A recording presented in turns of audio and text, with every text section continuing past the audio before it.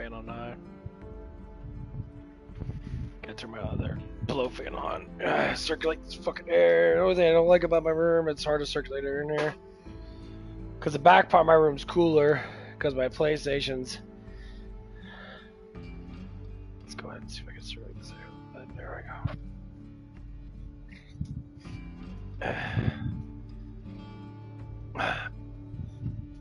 I wish I could put my PlayStation higher up or something like that.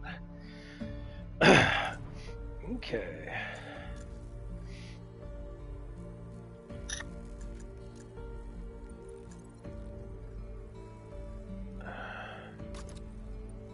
I'm gonna play around with my hunter that. Level 3.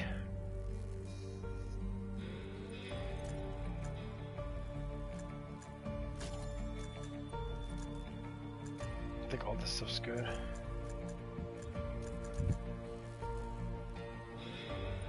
Running speed, weapon speed. Yeah, it's got maxed out all my fucking characters. I get everyone to like 200. Yeah, it'll take a little bit.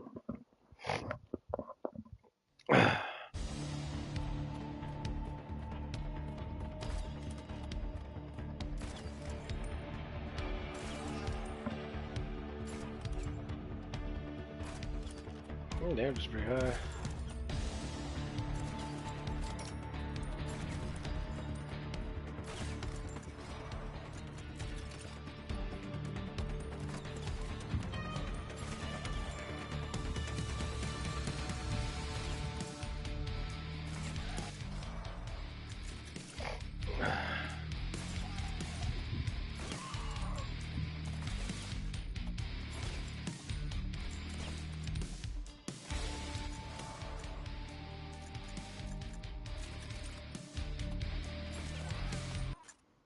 What the hell?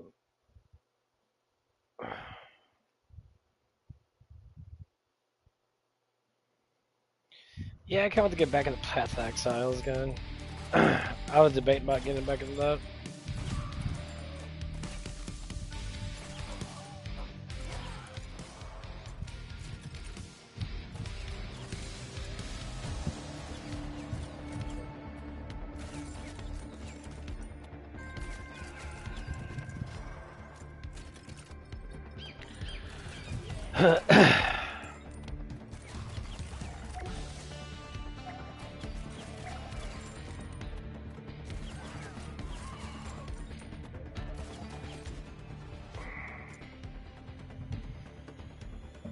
I kind of want to get my tank. I kind of want to get my... Nah, I don't want to... I'll get my mechanic.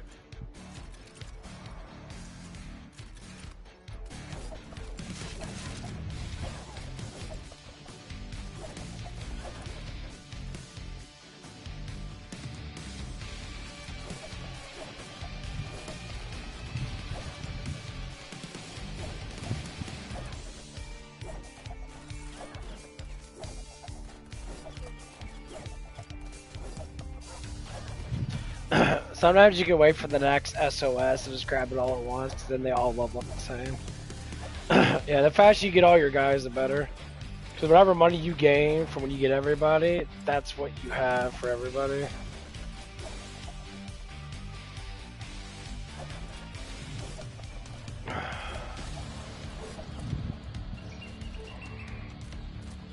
It might be a little bit, but...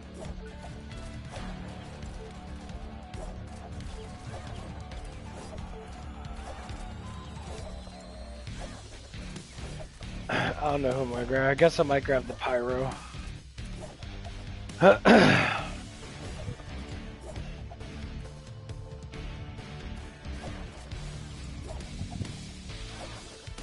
can last here for a little bit. Crazy ass experiences sitting there, a bunch of money sitting there too.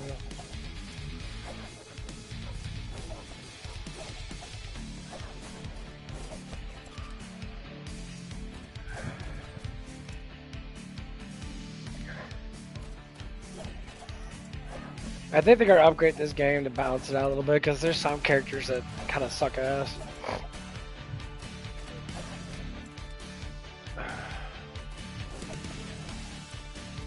Wait a minute. Oh, they don't. Oh, I think I see what happens. Yeah, because I saw a bunch of yellows and blues transform into that red. I think if you don't collect them in time, they join together as bigger stones. Okay.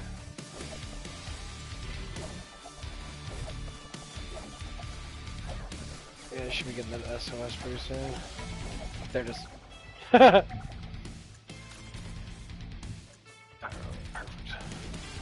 Okay.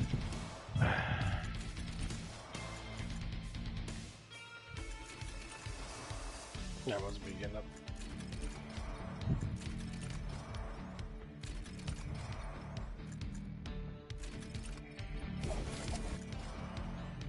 Yeah, it's gonna be massive level up.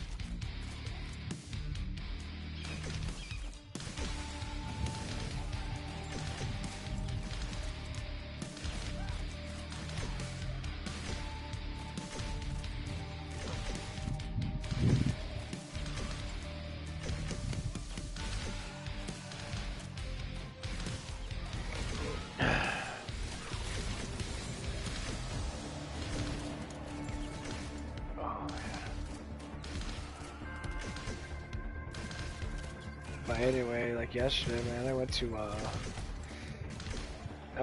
good ass chiropractor. I used to go to this one chiropractor.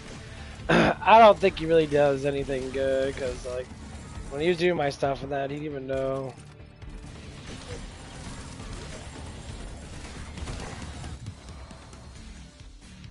Yeah, I definitely don't want to get the chainsaw. Okay, it's gonna be cool. Yeah, the chainsaw sucks ass. Anything team-wise? Okay, damage.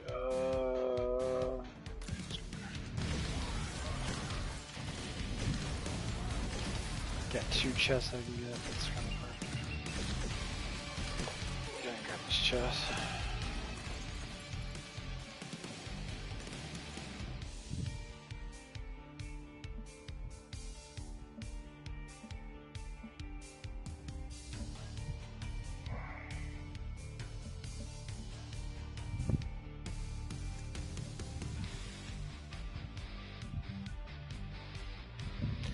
Says total bonus reduced by half with the full team for each team for each.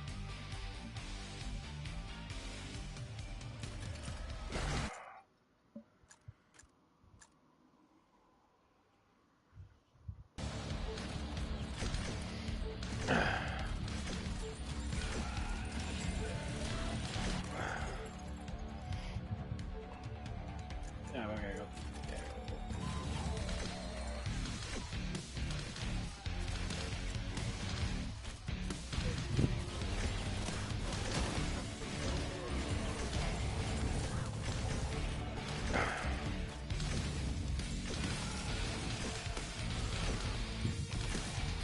Then you get duct tape.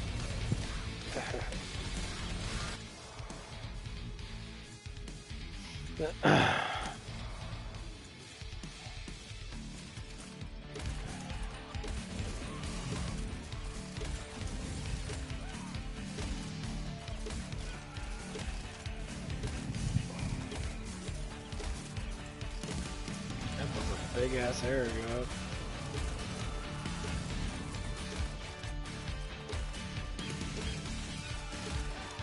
But anyway, so we went to the chiropractor now. There was this really attractive looking chick there. And one of the ladies there that my mom knows and that we know like it's a wife and a husband.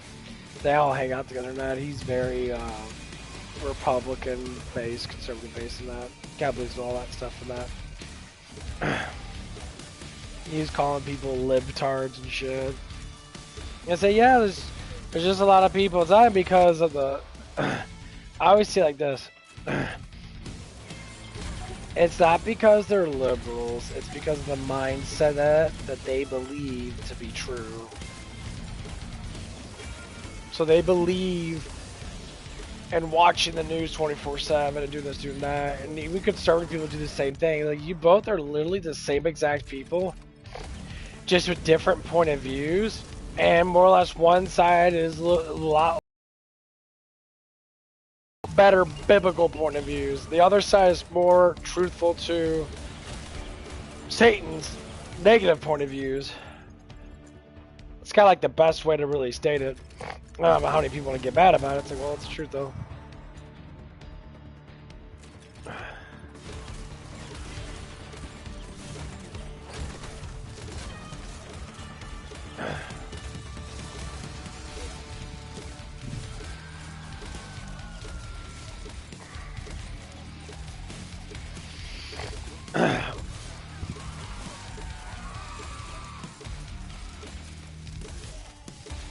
There's a lot of people out in this world that just believe random shit because it makes their life easier to not know much. And I say, well, yeah. You don't need to know anything. You can live your life based upon the simple rules of survival. Get a good job, you know, find someone that loves you that so you're not alone before you die. And then go down that road. Which, you know, anyone can do that. I don't believe people should. No.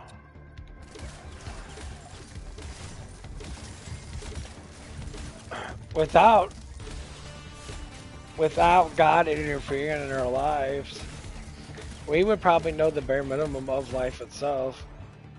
How much people want to say, no, this and that, make up all these excuses. You can make all the excuses you want. You fight against something because you don't understand. Well, that's how life is. If you understand it, you wouldn't fight against it. If you knew Jesus, you actually read the gospel, you actually look at it from a point of view that God's actually trying to save you from damnation.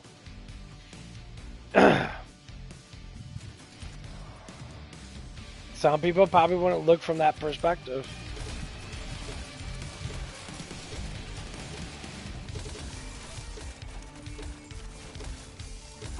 You know, they would look at it from a different perspective. And then they would sit there and want to be prideful about it and judge you about it and be like, oh, well, this and this and that. I was like, it's never been about this and that or this and that. Like, you guys are looking at it from a perspective of that you think you're superior because of technology that you don't even know anything about.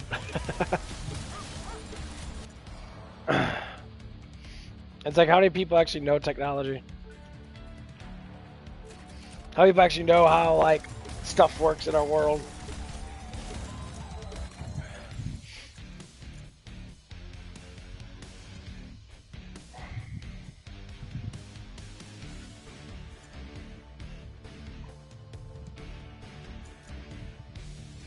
There's maybe in this world don't even know how their phone works. But do you need to know that stuff? No, you don't know any of that stuff. I suggest you not know too much. Because knowing is very strictly paralyzing. Unless you know about anything for real besides God and that. If all you know is God and Jesus' words, you're set. Because they all make perfect sense.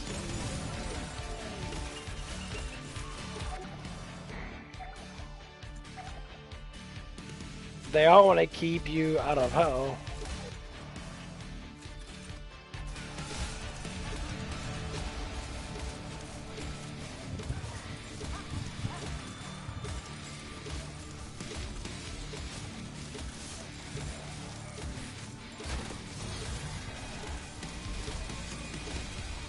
They keep you out of hell. That just means he loves you enough to tell you, like, hey, this shit's gonna be poisonous to you if you don't sit there and do it right now.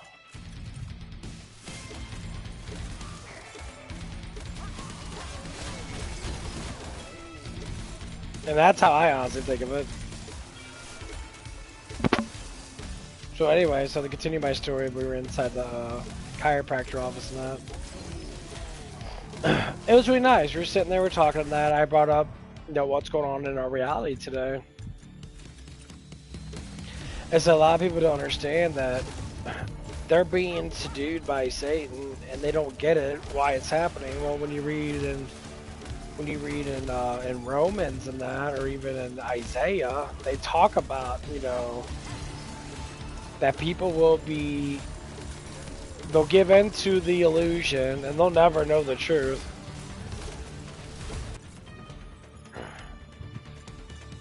And he said, when God says you pulled away from me for so long, it's not like they didn't know. They did know, but they choose drugs, sex, and other things over him.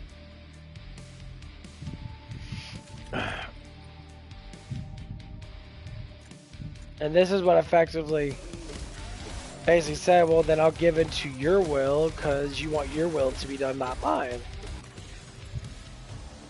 You know, when I look at it from, like, say, like, my perspective, for instance,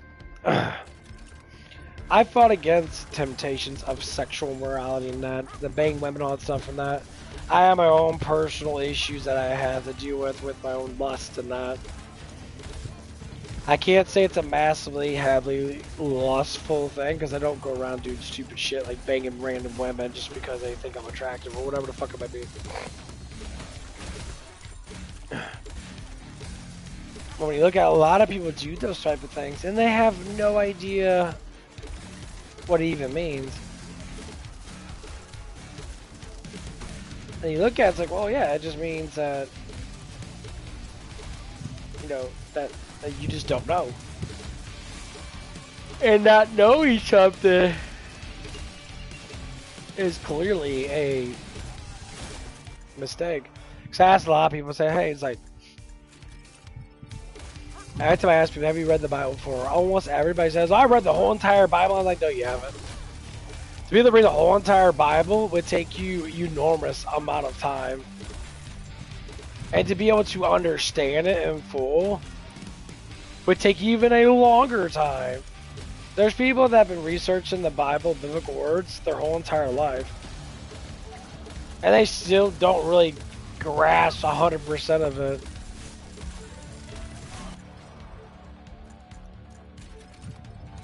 That's why I'd always say, you know, like, people will just say stuff just to say stuff because it makes it easier for them to be like, oh yeah, I've done it, instead of saying, oh no, I have no idea, you know, what does it actually mean? Because you actually talk to actual people actually know what they're talking about. I say, like, I know very little about the Bible and that, as in, like, the whole entire thing, but I see what the message actually is, and the message is salvation. Believe in God. Believe in the works that Jesus gave us. Focus on that. It doesn't mean you're going to be perfect, because that's the biggest interception. That's when you go into the Bible actually learn what he actually said. When he said forgiveness is endless, he said forgive 7 times 700 or 7 times 70. Forgiveness is endless. Because in the mind of a human being is that we all have issues, and that those issues is never ending. It never ends until you die. People can say this or say that or do this. I say, you can say what you want to say. The thing of it is, it's unfortunately nearly impossible to not sin. Like, it is nearly impossible for anybody to. It doesn't matter how big of a saint that you are. You say, well, I'm a saint, and that's like, I know I sinned before, but I know I've redeemed myself. It's the act of saying, like, I know I'm a sinner. It's so difficult to do it on my own. It's like a learning curve. It takes time to be able to receive. the truth. That's why we see a lot of people go through these constructs of understanding life. They always go to, okay, what do you do? Survive. How do I survive? Money. Okay, so I gotta learn how to communicate with people. I gotta learn how to respect people. I gotta learn how to be kind of creative and a little bit entertaining, that because jobs get boring, that so I want to be able to at least be entertaining enough so I can be able to get through it.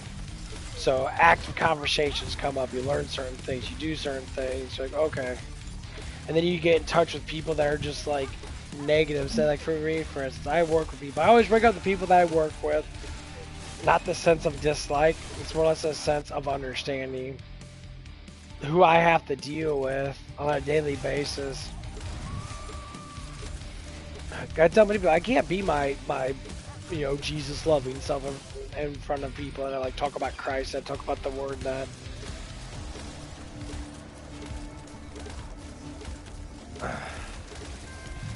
It's nearly impossible. 'Cause a lot of people don't care.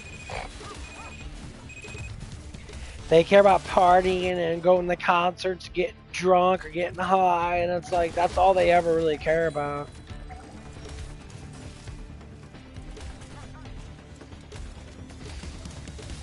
And like their lives are surrounded by idols, which are influencers, idols. And we think about idols, and we think about idols, and you think about what? Celebrities. People that people like because they're cool and rad, and they got all this money and shit, and that's all they fucking really care about. I say, yeah. You want to idolize people, which is idolatry. You want to idolize fake people that you think that are like God.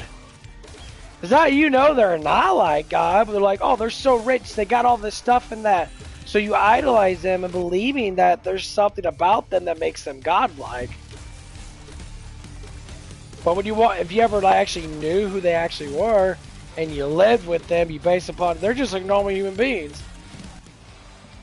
They shit and piss like everybody else does.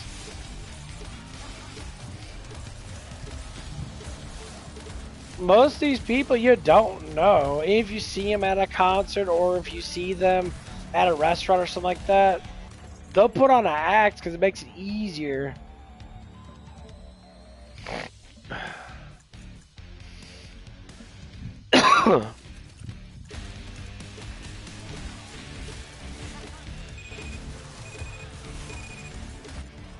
Then again, like, I can't blame you for, being like that, because it's just how people are.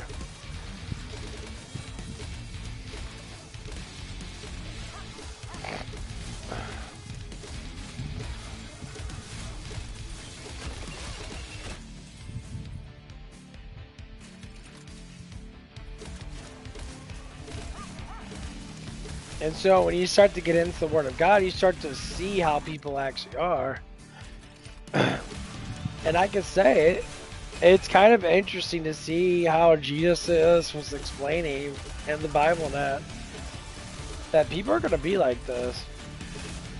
It's like there's some people that will not be saved. There's some people that will be blinded until the day of judgment. Like they'll believe they'll be superstitious towards death. They won't believe any gospel that anybody says. What they'll do is they'll follow religion things that are not Christianity. Like people say, I'd rather follow like Buddha or something like that, But then again, I used to say the same thing, but like the difference in me is in my heart, I knew that I had to follow God, but I didn't know what to do with it until I finally started to understand Christ.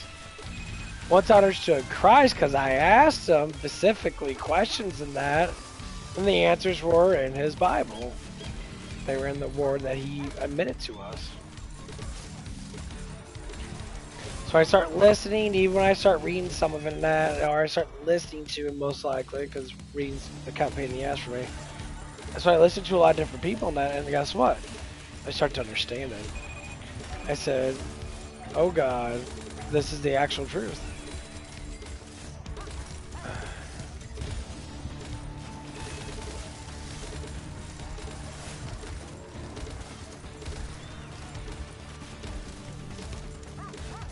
I said, this is amazing.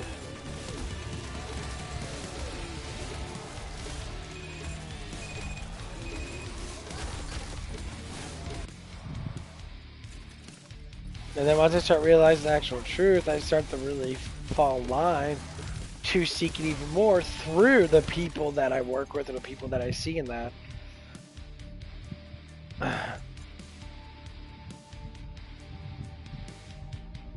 And then I'm just like, oh, he's telling the actual truth.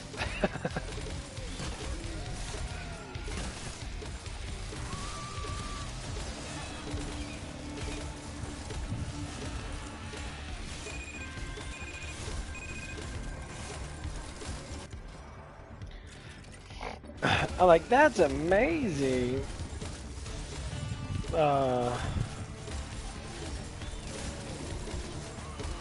there's just a contradiction of things start to come up, and that people, will say like, "Oh, can you do this? Can you do that? Can you do that?" I'm like, you can do whatever you want to do as long as you don't fall in line with sin. Like, I listen to gossip music. I don't listen to. I don't listen to bullshit. You know, bullshit music and that's poisonous to, well, everything. I listen to music that talks about proverbs, psalms, about protection and love and stuff like that. And these are not even any artists that are actually main-based artists. They're just people that love the gospel, so they make music about it, and it becomes really good.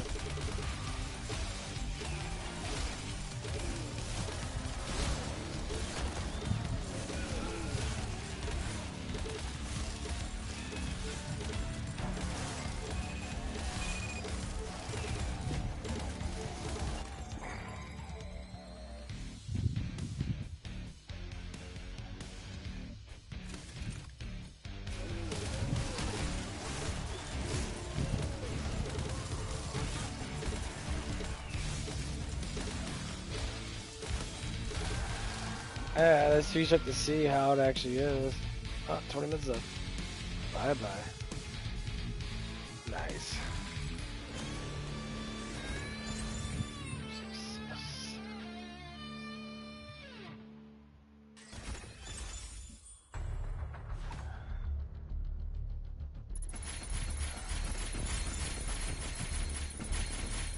Everyone should be getting up a couple levels. Dang, she got 10. Oh, she was rather low committed males. Good. Frost tag, first stage twice as long. Damage against an enemy. Cool. Question effectiveness is increased firewalk. What the hell is this? Actuate. That was pretty cool.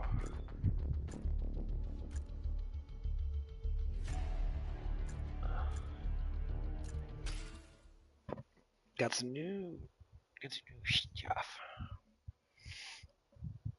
Seems like the pyro's like.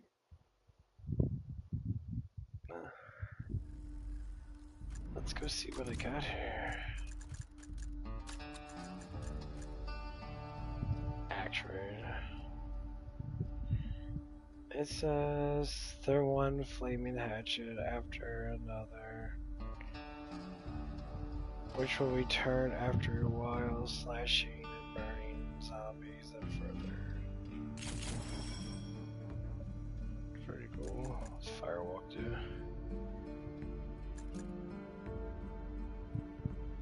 Cool.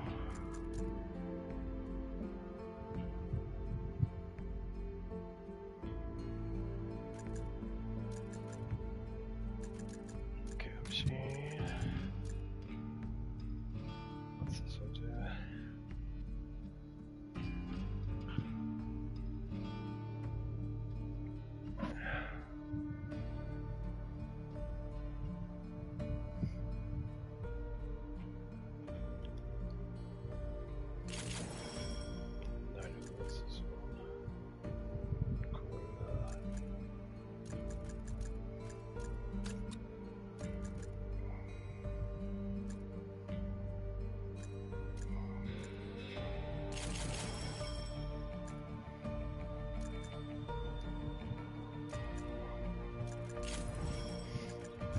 That's pretty cool.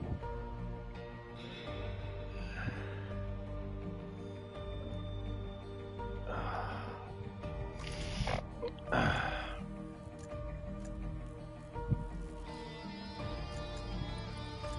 guess we're on 40s.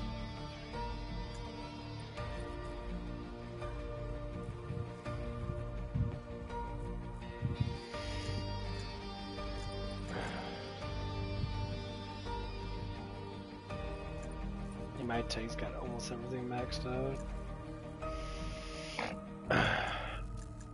I like the Ranger net. I think I'm just gonna chit chat for a little bit. I gotta drink some more water and walk around, keep moving. It's fucking early. Woke up early this morning.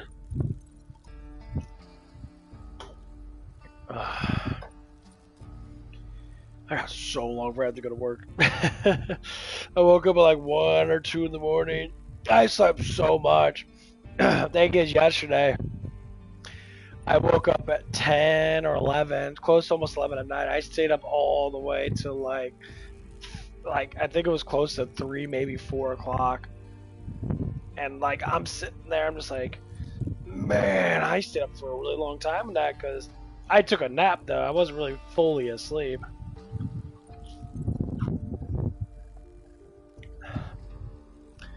Well, it's cold. Well, anyway, so like, I was sitting there to bring up what happened at the chiropractor. The chiropractor find the spot that he needs to find. He pushed on it. My nerves went crazy. And he's like, that's where it's at. He's like, okay. He's like, you're moving a motion. Like when you put your hands up, like shoulder width with your elbows up, and you try to bend down. He says you got really bad rotation there. That your rotation sucks. So he was pushing on that where that little muscle was at. It was a little tiny muscle that like that's like pinpointed somewhere between one of my ribs and my back. And he used this it's called an electric thrust gun. It's like a little gun. You press it, and like electrical thrust is like a pulse. And he did it on my back and that. And he like you could hear it go. And it does it really fast too. So it's like. And like, and my neck felt better though. Like I was sitting there like okay. So like it felt really good to that. I felt that stuff was starting to relax a little bit. But then he was talking to me and about lifting weights and that. Of course, we're talking about lifting weights. So thing is, I don't really go super fucking heavy on my weights. I mean, I don't mind doing stuff, but sometimes, you know, if you do too much stuff, that you're just gonna burn yourself out. Like I did my bench press last week. I haven't even exercised yet this week. I want to do it on a Wednesday, but I'm like, I need to make sure I'm fully recovered because I've been doing like lots of squats and that, body weight squats and that, trying to get a little bit of more muscle fiber growth in my legs because my legs aren't super big, which I'm happy they're not gigantically big, but I have to work them out so they can get more toner, so I can get more mass to them, because then it just makes it easier for me to be able to walk and squat and do stuff like that during work time. That's the only reason why I care about working out a lot. Some people are fixated on the body, the way it looks, and they just want to be strong, but they want to be strong for like various reasons. I said I want to be strong because it makes my job easier, and it kind of gives me something to work on or even talk about. I'm studying a body that God made, and it's very interesting how the body actually works. I mean, obviously, our flesh is different than our spirit body, but even still, I'm still learning what is actually there. And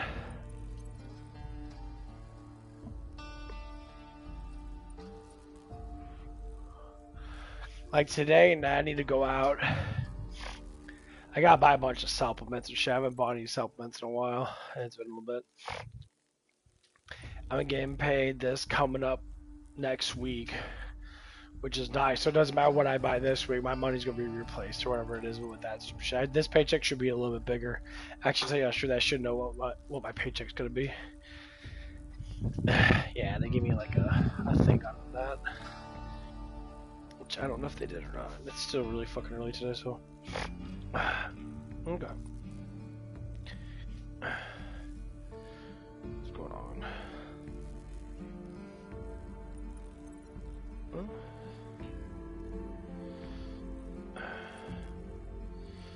Did I that level up at all? No, I was playing a little online, not online, but my little idle game. Okay, let's see. Now I might get an email.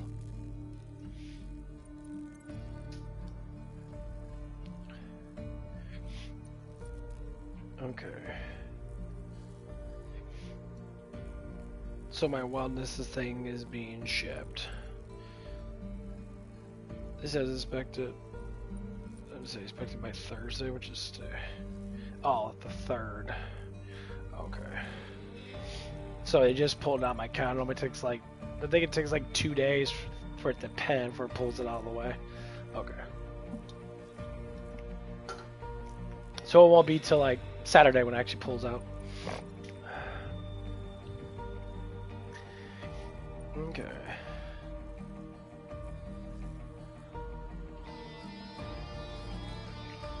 Mental health support. Mental health.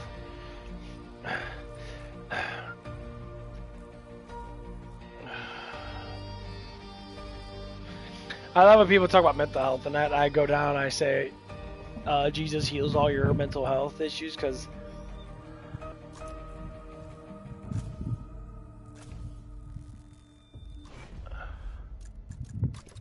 I say the bulk of your mental health has to do with,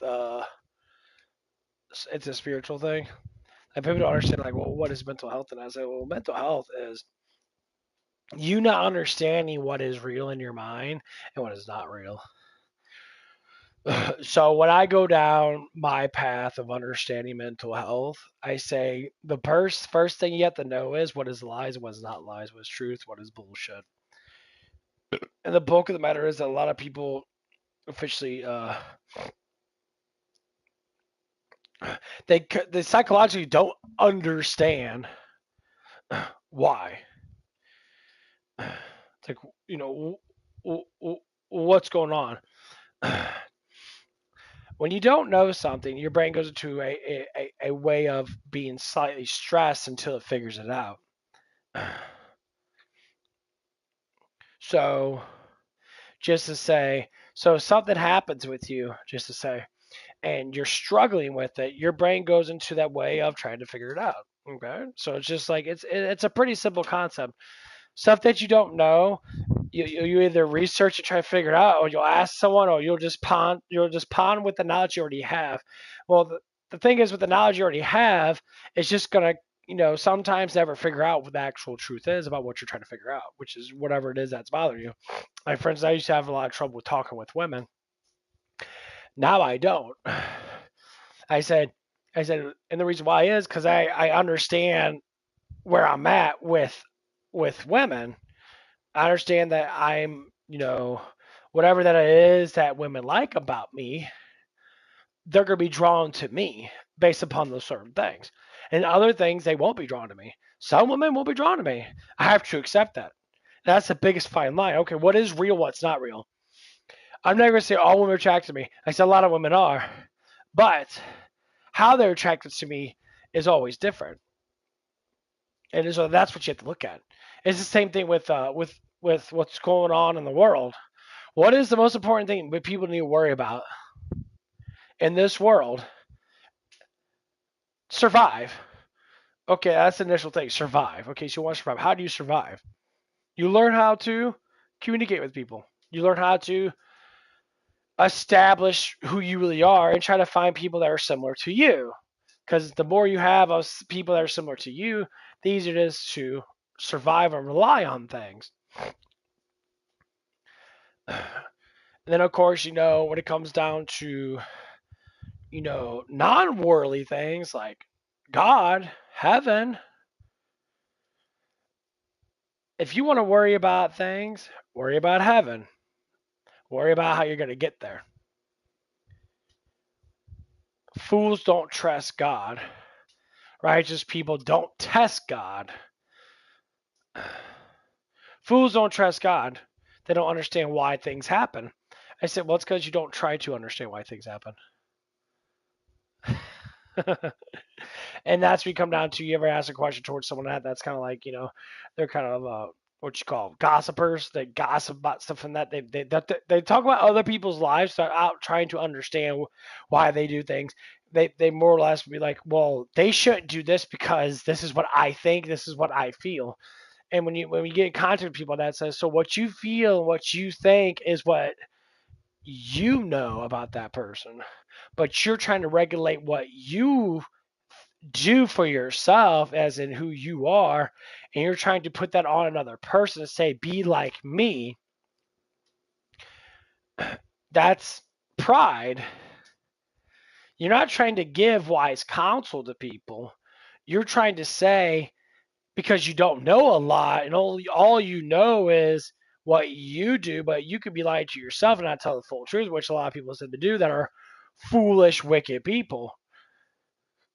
Wicked people always go down that road of trying to think that they're special and that they're better than other people and then that's how you get to that point down where all people are like this.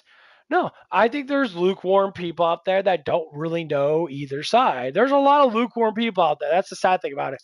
There's a lot of people that's like, I don't know what to believe. I say, you believe in the truth. Well, I don't know what the truth is, and you need to look for it. You're not looking for it. You're trying to sit there and just live your life. And a lot of people do. A lot of people just live their life. They're like, I struggle with money, so I worship money. I say, all I need is money. And that's what you fall in line to. God will give you that will and say, all you want to worry about money, I'll give you all the money you want. Here, have it all. Because to people, say like myself and probably many other people like me, money is only a small portion of our lives. As long as you have a job, you make wealth. As long as you work hard, you make wealth. The people that just want money, they don't want it hard. They want it, most likely they want it easy, or they'll struggle with it where it's kind of hard, kind of easy type thing. Like I work with people that live on they live with a girlfriend or whatever. I sit there and say, you guys take off 1 day a week, and that 1 day a week you get 8-hour shifts. And no, it's like they live together and that blah blah blah, but they don't. But they don't both take off. I said every single week, so 2 times a pay period, you're losing 16 hours of pay. I don't think you understand that you're losing close to $300, which is a good portion of your check, just because they are the 2 heaviest days of the week, which more or less likely you're going to get your full time. And the way this guy thinks, because we kind of talked about bills and stuff, and everyone bitched about bills. I think just work and pay your fucking bills, bro. But I don't have excess money. Well, it's because you buy too much shit that you don't need, like your habits. If you're buying weed and drinking booze, 20-30% of your paycheck is going towards that shit. If you don't have enough income to pay for entertainment, to entertain yourself, you're going to have to discipline yourself to not do it so much and pull it back. Or you're going to have to just cut it off altogether and do alternative things. You don't need to buy all this stuff and that when you got a water faucet that you can drink water. If you want to buy a filter, buy a filter. Spend your money on something that might be a little more healthier. Buy a filter. Filter out your water. Get the chlorine or whatever else that's in that water. I mean, it's not a lot, but it's enough to be poisonous to a certain extent. What we think is poisonous, but live off the tap. Build yourself up. Prime example, you want to live in a lifestyle that's so frequently overly fucking priced, and they wonder why they don't have anything. I said, you are a foolish, stupid person. Like, I haven't bought any supplements besides my peptides. I haven't touched any supplements. I've been buying my normal energy drinks. I've been buying more protein. I've been go up there buying little protein stacks, and I've been trying to stick with more protein stacks, protein drinks, the little turkey things I buy in that, and I still got them. Well, I haven't ate all of them yet, but I got one. Actually, how many are in here? I had them count. 2, 4, 6, 7. I got 9 sticks left, which is about 60 grams of protein. I got a protein shake, which I'm actually going to drink right now. Yeah, it's like about $40 that I spend every day. But if I look at it from perspective, that's a recovery thing. You got to eat to be able to recover. So as you had a long day at work, and I know it's good to eat, a good amount of protein, that so your body can actually heal on that. And so you use that. These people probably every like 3 weeks they'll buy like $70 and $80 worth of weed. I'm like, okay, give or take how much you smoke, and now obviously it's like, okay, it's like me buying a pre-workout. A pre-workout I might buy if I use it every day. It'd be about every 3 weeks. I'll spend $40, $50. But the difference between weed and pre-workout, weed doesn't actually give you recovery as much as pre-workout does. And pre-workout helps your muscles. It helps your blood. Weed, all it does is stale your blood. It stales your lungs.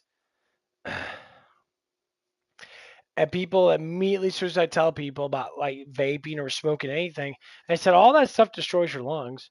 And they instantly, I remember talking to some people about that. It's like, well, does it destroy my lungs? I'm like, oh my God, it's, yes, it does.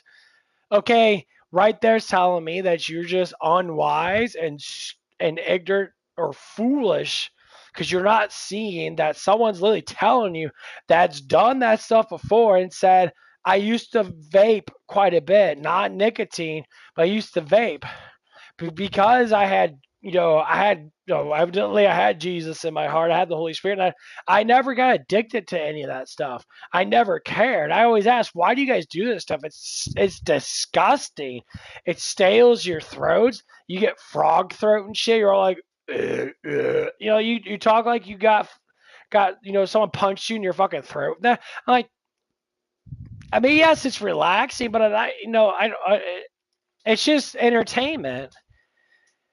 Actually, like some people, that's like, it's like you guys are literally getting dehydrated. You're getting all hallucinated in that. I say when you dehydrate, you zone out more because your brain's trying to suck up the water from your body and that. And the water value is very important for your body to stay hydrated. So you get these people that are sitting there, you know, they'll sip on a little bit. They always drink like soda. Stop drinking soda. That stuff really doesn't hydrate you at all. It gives you a little bit of hydration, but all the sugar and all the stuff and that it does the opposite. Like we have to understand that our body is made up of huge amount of liquid.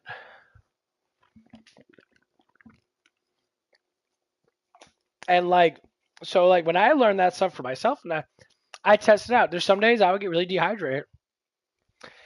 Immediately, I'm like, okay, I need water. As soon as I get that feeling of knowing that I am, which is normally I get I'll get very, not really dizzy, but kind of dizziest, where my body is starting to go to that wave. Sometimes my temperature will go wonky in that. Sometimes I wouldn't feel my 100% self. Like my mind would be like foggy. And so I sit there. I would grab like a 20-ounce thing of cup that I get. I'd fill up with just normal tap water. I'll drink the whole damn thing. And sometimes I'll drink 2 of them. And then later on, I'll get back to my functioning self. Because Because your body's trying to process salts and the metals that you need to make your body be able to work, but without the liquid to be able to use that stuff, it kind of doesn't work. Your body won't be able to use this properly. And count that your blood itself is made of uh, like 90% water. When you dehydrate, your blood gets thicker, and then your body tries to do what it needs to do to survive.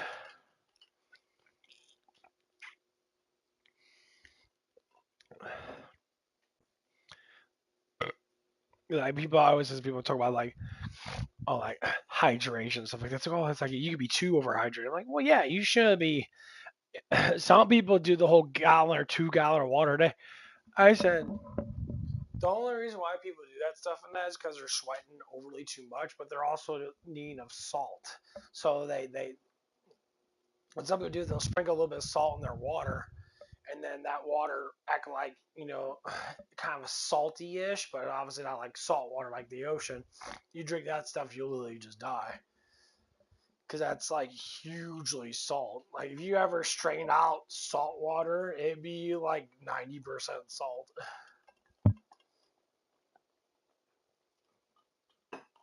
Because the bulk of the saltiness comes from the ocean, from all the minerals and stuff in the ocean. It's not even just salt; it's probably iron and nickel, and it's all kinds of metals in the ocean, limestone, shit like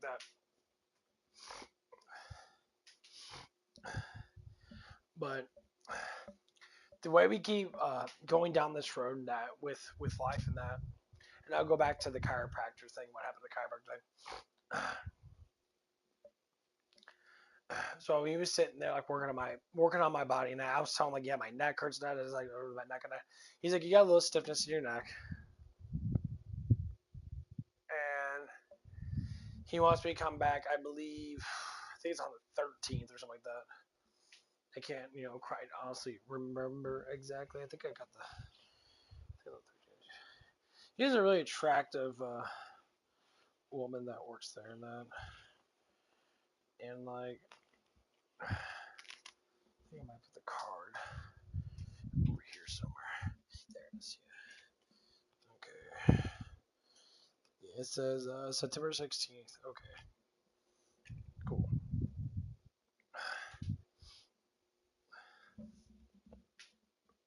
Thing is, he's cheap. Like the one chiropractor guy I went to, they adjust your back. Like they adjust. Basically, all they do is pop it. You can pop your own back. It's not anything ridiculous you go to do a chiropractor for. This guy was actually working on my muscles and trying to like get them to relax.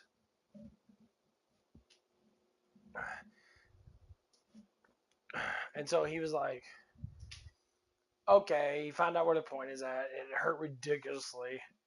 And he's like, okay.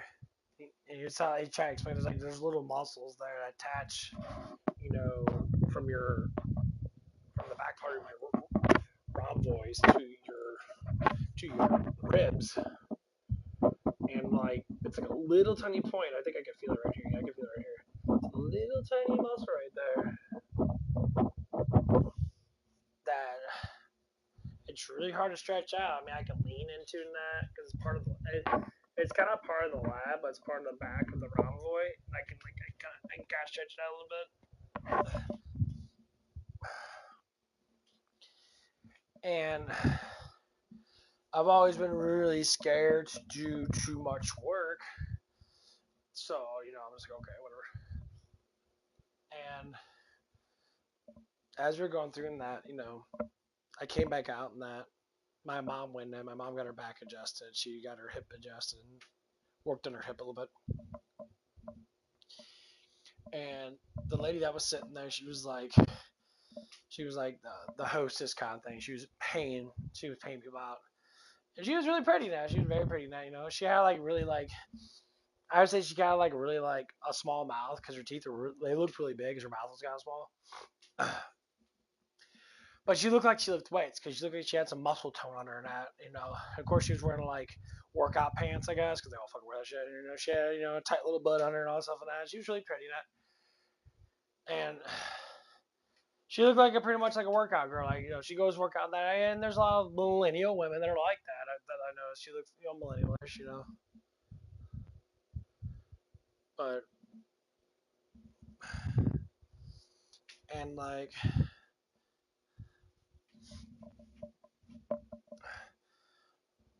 so I was like, okay, I'll get rid of it. So I started talking to my mom's friend, and I threw down some biblical stuff. And she was telling me that, I was like, oh, what do you like in that? I asked me questions and that, where do you work on that? And, I told her, like, I believe in Jesus Christ 100%, like, in full, all the way, don't care. Like, I told her that, I was like, out front. It's like most people today, they're they're lost by Satan, and Satan's drifting them away. And instead of being with God, God gives them into their will.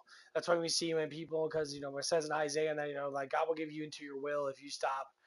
It gets to that point. No, His love is so strong that He literally would say, I still love you, but you don't want to be part of my family, so I drift you an illusion of your own will.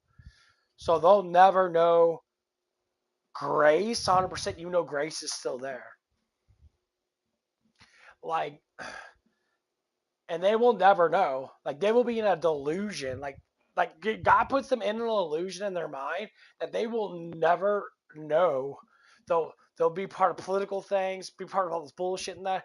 I don't care if you're right or fucking left. When it comes down to it, anyone that believes in all this political stuff and that and doesn't see the actual truth that God gave to us with the prophets and that, you're a delusional person. And that's what it comes down to. Like, people be delusional with stuff and that, and I'm sitting there, I'm getting my clean. It's not to say that you can't confess. There is one day that some people would just sit there and be like, I'm kind of done with all this stuff. And what can I do? And they'll be like, okay, well, I never tried being with the religious stuff and that. But some people, like, they'll never get to the point to say, no, Jesus is Messiah. He is the Christ in full. And like, it gets to that point, it gets kind of scary in that. And I'll talk about it to the day I die, because it gets to that point. This is the whole generation of what we need to do, to speak the gospel to everybody and anybody, and try to save as many people as we can before we all die. And to be able to do that, it's not even just memorizing all the words of God, because I don't think memorizing it for some people like myself and that it takes time, because I'm not researching it in super in depth. I listen to people in that research and that I understand the concepts that they're saying, so I can kind of relate to that. It's not to say, I want to go through the Bible and that and read it and understand that.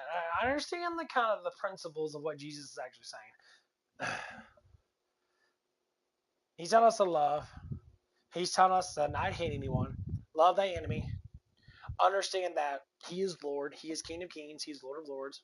He's the Messiah. Through Him, creation was made. Without Him, creation was never made. And He's coming back for His people.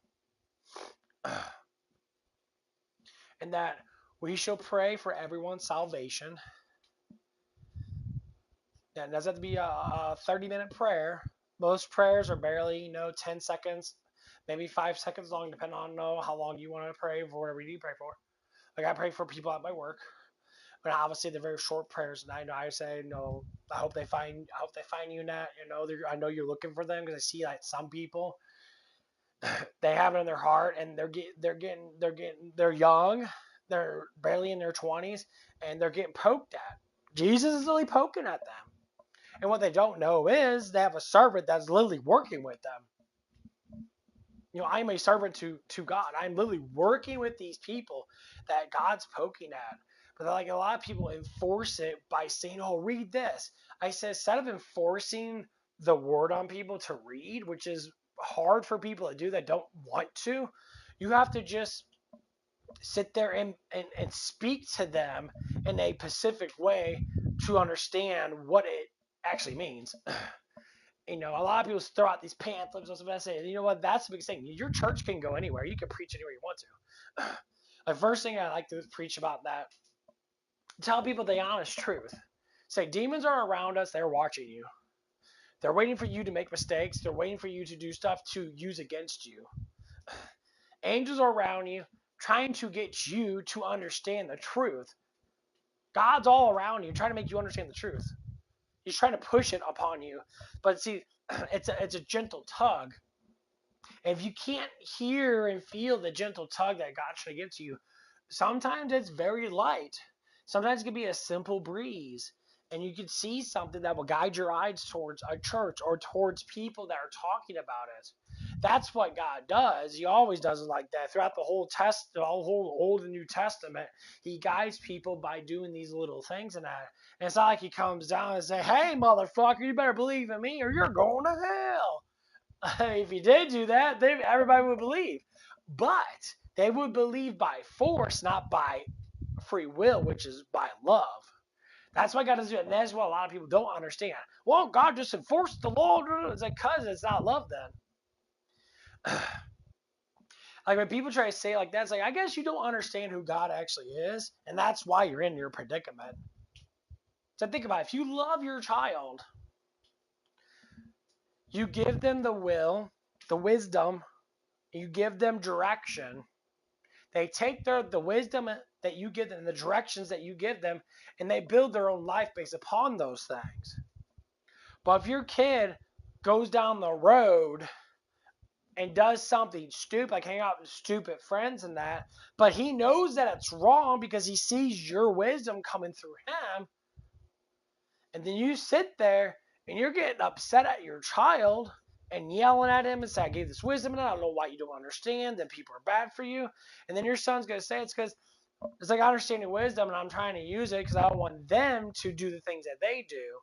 It makes you understand. Your son's preaching the same way you preach to him. And that's what you want.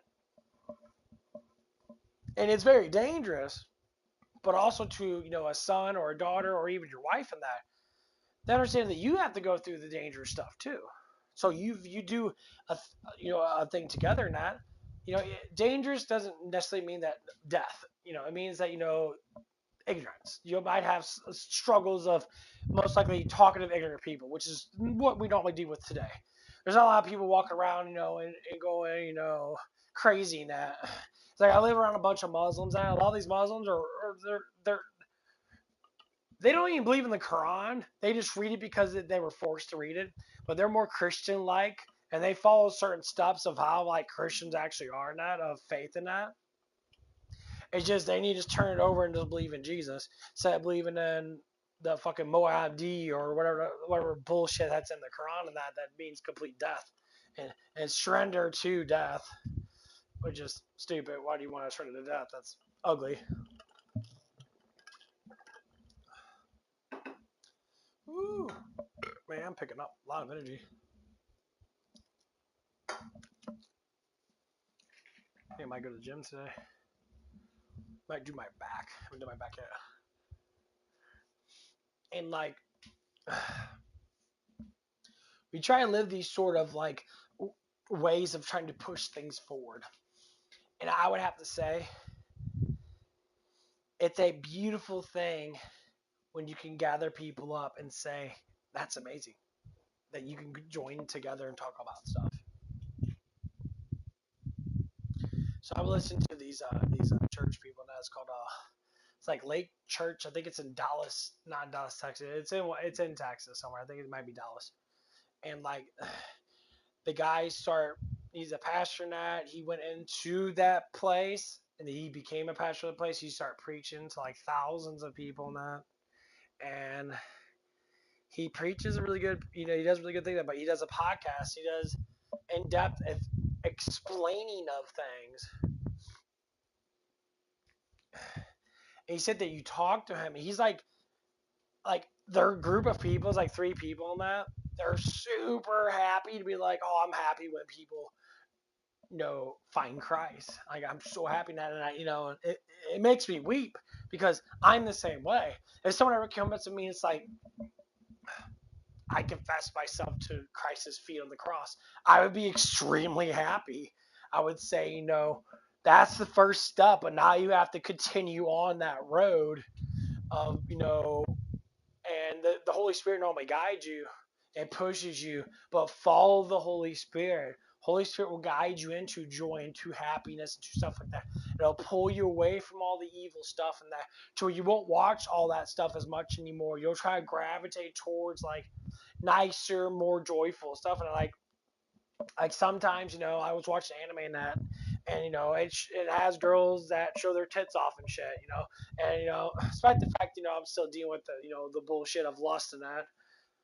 I mean, I look at it and be like, oh, that's attractive, but I don't go down the road and be like, smacking my dong up against the wall or something like that.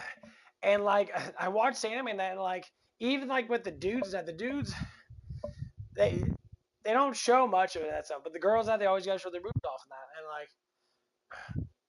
of course it's ironic in that because they do it in a jokative kind of perverted way, so it's not anything that's like strikingly like ridiculous seeing a bunch of people banging each other. That no. But then there's another anime I watched that's all like more down to earth.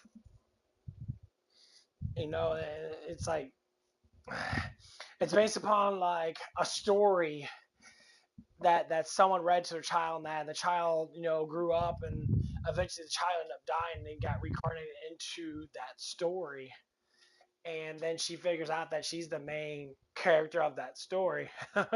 Yeah, I know. It makes you really think about like some people that work with that. They think they're main characters because this is how they live life. They live life in a video game, and then in that video game, they're main characters. They never do anything wrong. They do everything 100% right. But in real life, they like I'm the main character now, and they're like the like I was asked to say the retarded version of the character that they're playing with. Because they're battling stuff and that they got really educated talking points, stuff like that, and then in real life the person's nothing like that, but they'll try to assume that's what they are because that's what they play and see all the time. They see a main character, and I can understand certain things. Every what you see, what you hear is normally who you become, and that's the reality behind it. Like I'm a big Warhammer fan. I like Space Marines, all that stuff. And if you look at the origin of Space Marines, it's a crappy, terrible life.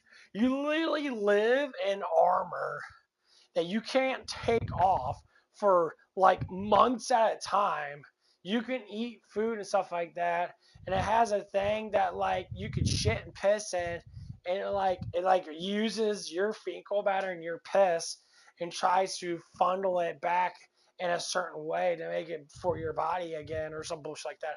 And like it's really fucked up, but people think it was like they don't think about how like ridiculous it is. They'll think about they're super strong Marines.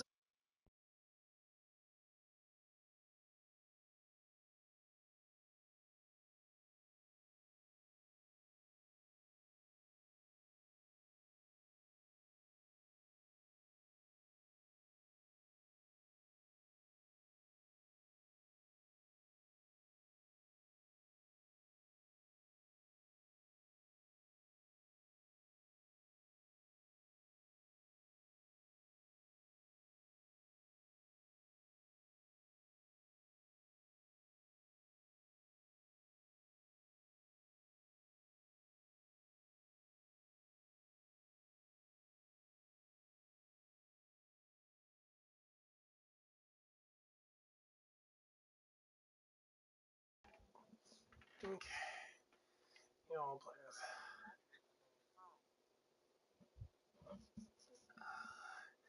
I'll play a swap a little bit. That's actually fine.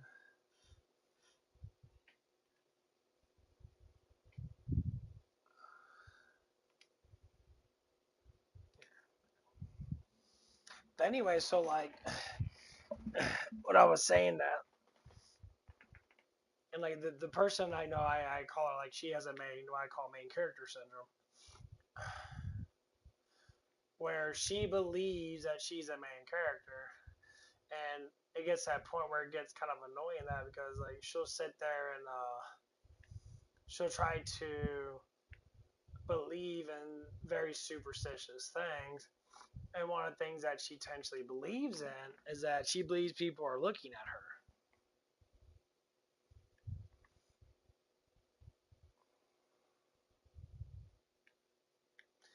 And like she gets this kind of like ridiculous thing in her head, And every time I talk to her sister about that, she's like, she never used to be like this. And I say, well, that's because she's believing stupid people. That's why.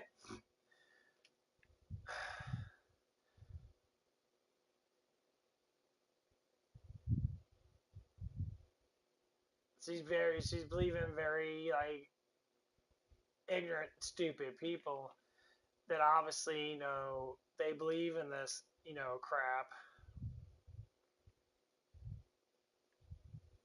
And then she's sitting there and she has to believe in it because she likes these people because they're like friends and that. I'm like, that's kind of always been the problem with a lot of people. It's like you believe in stuff because other people tell you that, and you try to think that they're smarter than you and all this stuff, and you believe in you believe in really stupid shit. Like,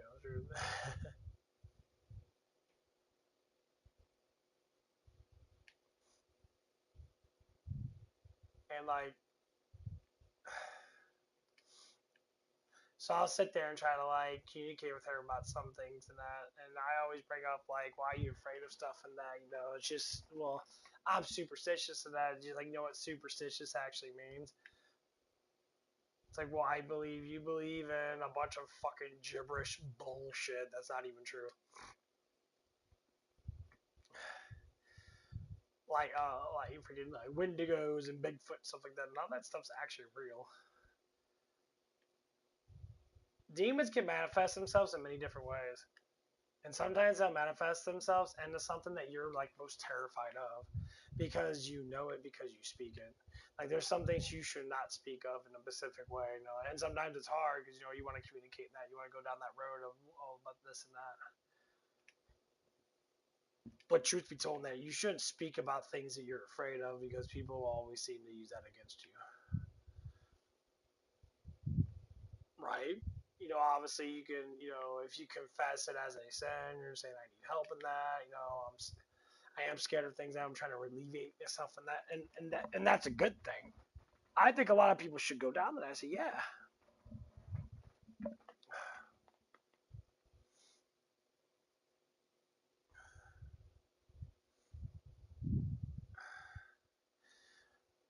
I say 100%. I think every human being should be like, okay, well, let's go down this road and then let's try to help each other out. Because united fronts for something that is ridiculous, like going down and learning about sin, learning about certain things like that. Yeah, I think you should. I think life itself is very important to people, and I think most people have a selectively destructive way of dealing with things, and normally resorts to anger. Like, I'm angry, and I'm like, okay, why are you angry for? Because life's so unfair. And I was like, okay, life's unfair for everybody. But it's like, okay, so like you act like a child when you say stuff like that. Life's unfair because you don't know what fair is or unfair. You just believe in whatever the fuck you believe in. That's what you're destructively like criticizing yourself and say, well, others about it at all. I don't know what this is. Yeah, of course you don't know about this and know about that because you don't want to learn.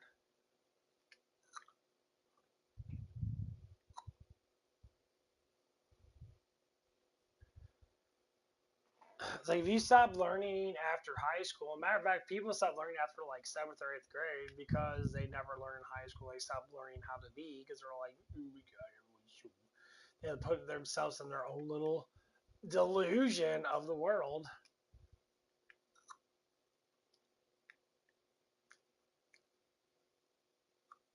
I always say to people, it's like, it happens to everybody. Everybody's in their own little illusion to a certain extent. Until reality kicks in, they're all like, oh. It's like people that don't like to work in that. Like I work with people in that. Like the lady I work with in that, she's extremely fucking lazy.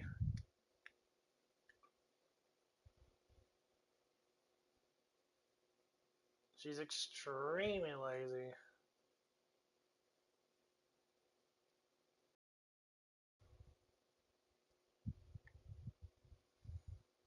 And like the funny thing is, like she'll make up all the excuses in the world why she's lazy.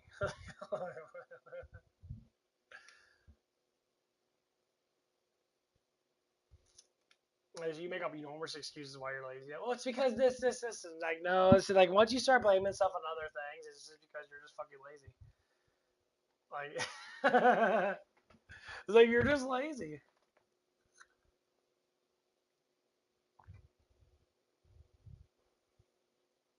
I mean, is it hard to admit to that sort of stuff? Yeah. It's extremely difficult to admit to that stuff because a lot of people just don't understand because they just keep on doing it. I was like, yeah, that's what you do. You keep on doing it. You keep on making up stuff. You keep on saying stuff.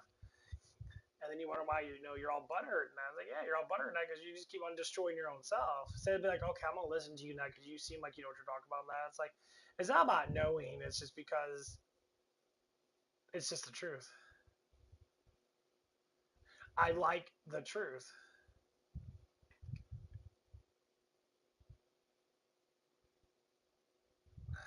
It's like if you want to sit there and struggle with the truth and struggle, you're gonna struggle with the truth. I don't want to struggle with the truth, so I actually want to get to know it. The only thing you can actually believe is God because God's the only one that actually does tell the truth.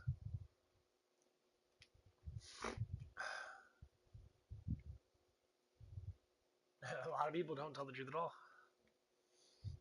They're what you call very biased. Let me.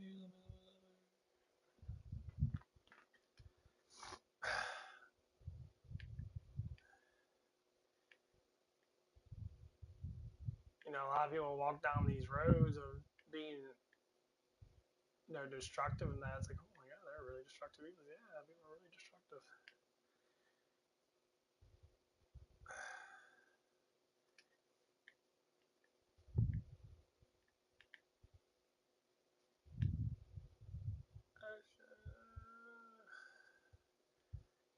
Need more upgrades. Finally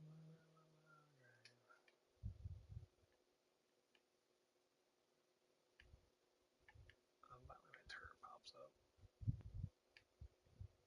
It's not about that much. Oh. Yeah, I got one here. 30 grenades. The grenades work out really good. I need to take a dump. I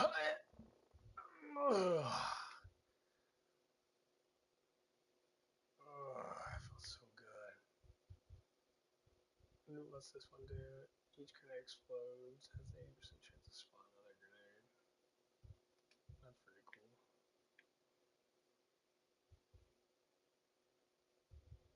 That's pretty cool. Actually, I like that a lot.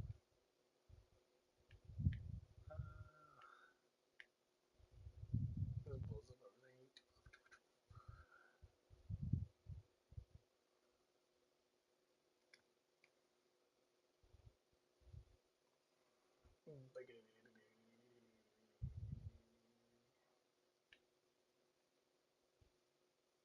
Yeah, his turret's pretty good in that. Oy. Now I get belly damage up. Yes, sir. 20% is a lot.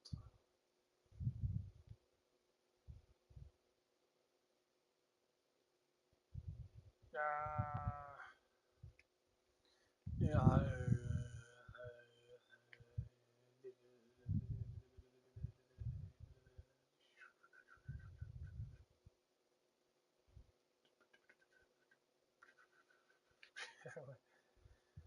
Two zombies.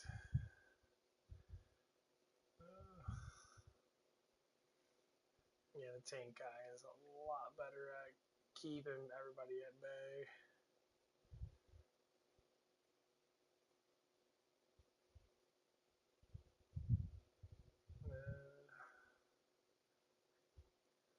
I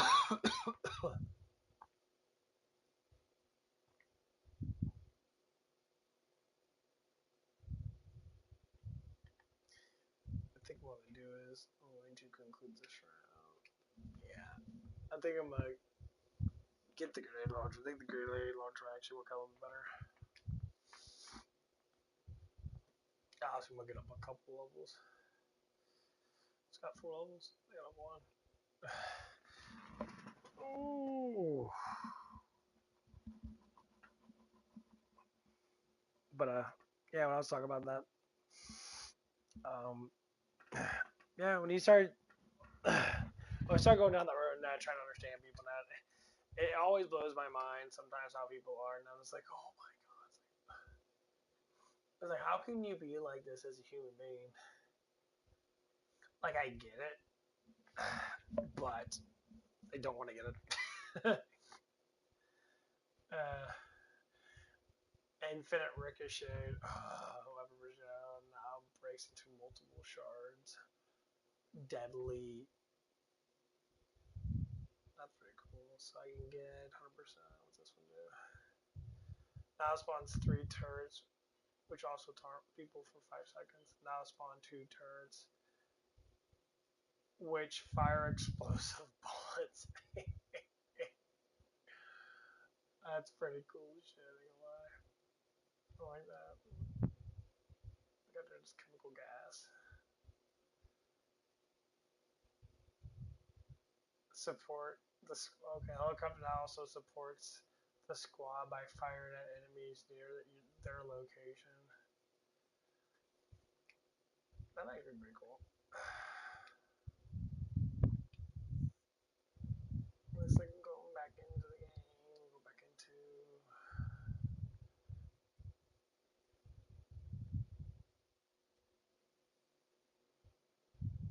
Oh, I do enhance. 80. Okay, what's this one? Number 2. Number 2. Do do do.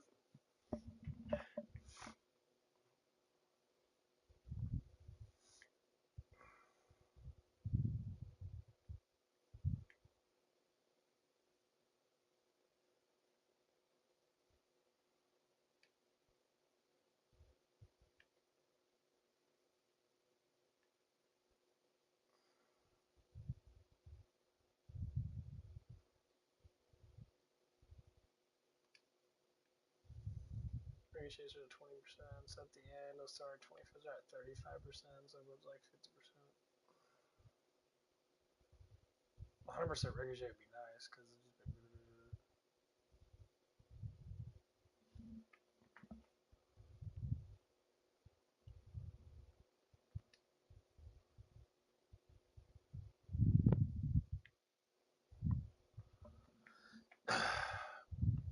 Money. Money. Throttle me.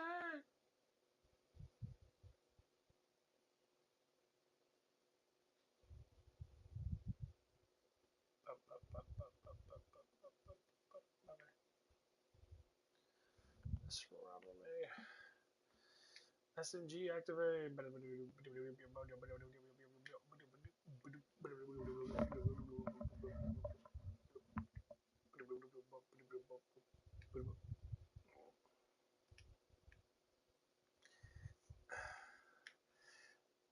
But yeah, like I'm just sitting there like thinking to myself, like every time I work with people that I've always got to think about it. It's like okay, it's like if I'm willing to grow and I find people that are willing to grow with me, and then I'm just like okay, that's cool. And I was like, okay, I like that a lot. I wanna be able to potentially be like, okay, let's all grow together and become better at life. It never works like that. It really doesn't.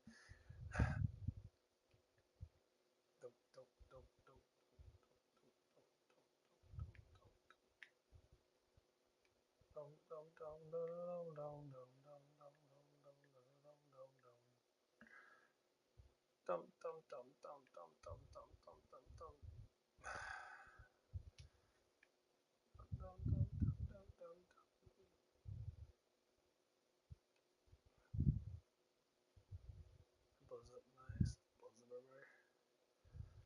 That's why I'm getting it because I can get a bigger exposure radius. Let's do a chest.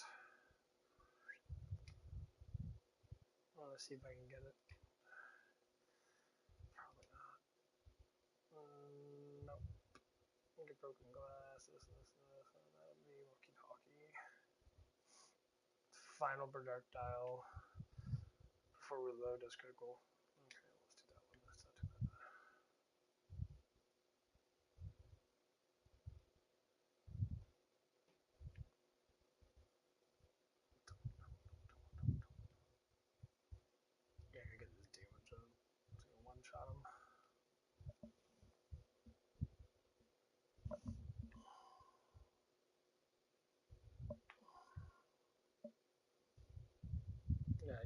magnet clip.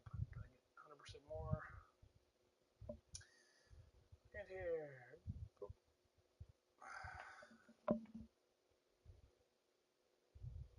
Yeah.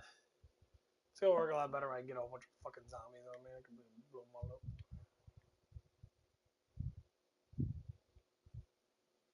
Cooldown got reduced.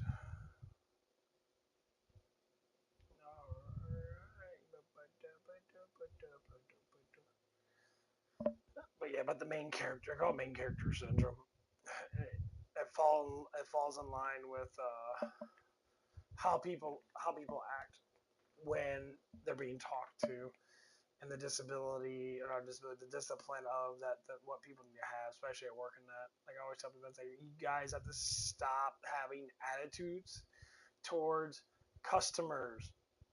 I don't know how to really like keep on like saying that crap and then be like,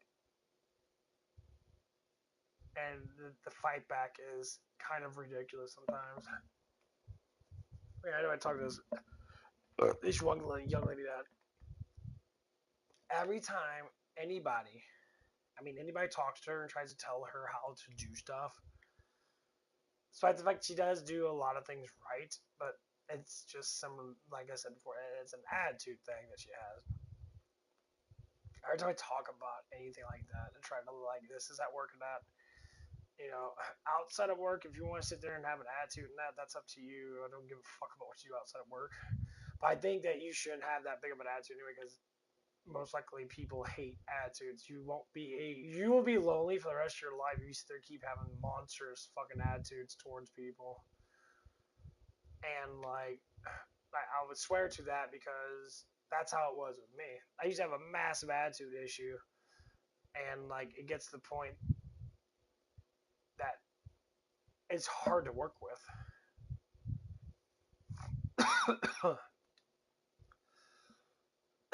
Excuse me. That was one hand because I got the critical. No, go fuck yourself. No. Yeah. Nah, I save up some points and get the better turret. I get up 5 levels. I can throw down 3 turrets or 2 turrets. 2 turrets. 3 turrets taunt people for 5 seconds and they just shoot everybody. The other one gets explosive ammo, which is extremely fucking cool. I don't do too bad. I would say having 2 more turrets would be kind of awesome.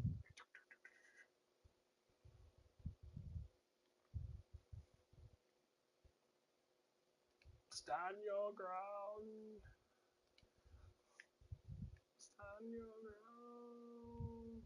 Do it now. Chopper.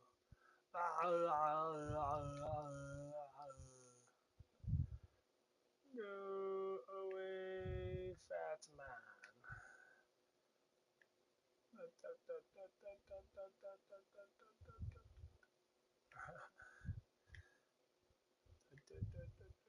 Oh my god, here's your asshole. Yeah.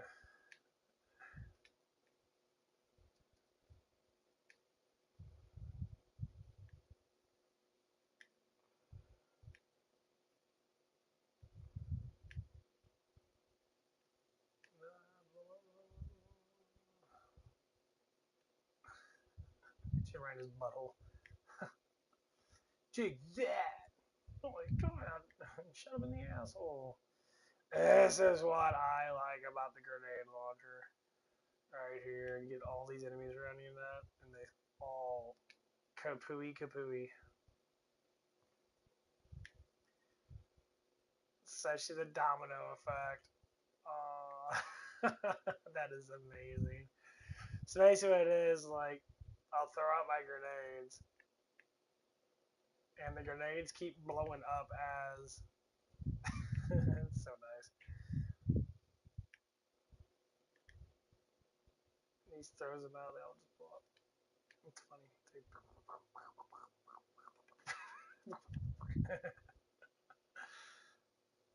that's funny. Yeah, I need to get some cooldown of that stuff and just keep using it. What else I want to use? That'd be weapon damage. Ooh, cooldown ratio. Yeah, I was gonna look at this stuff because some of this stuff is really high. So this is at. Okay, so I need more. Okay, it says for each damage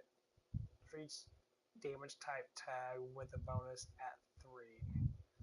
Okay, so I only got 2 of them, so like gives you that. So if I get all of them, it'll give me what 7? So it'd be 7 times. That's what I want.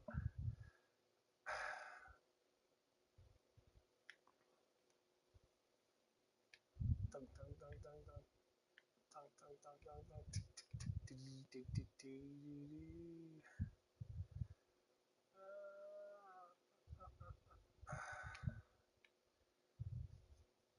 Yeah, I'm probably not gonna last too long, honestly. Definitely ain't got enough money to be able to get that shit up, so.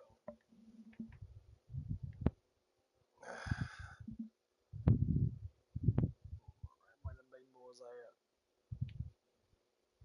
But yeah, I used to get like semi arguments with her, and like I'll always work with a enormous amount of like feminist based women.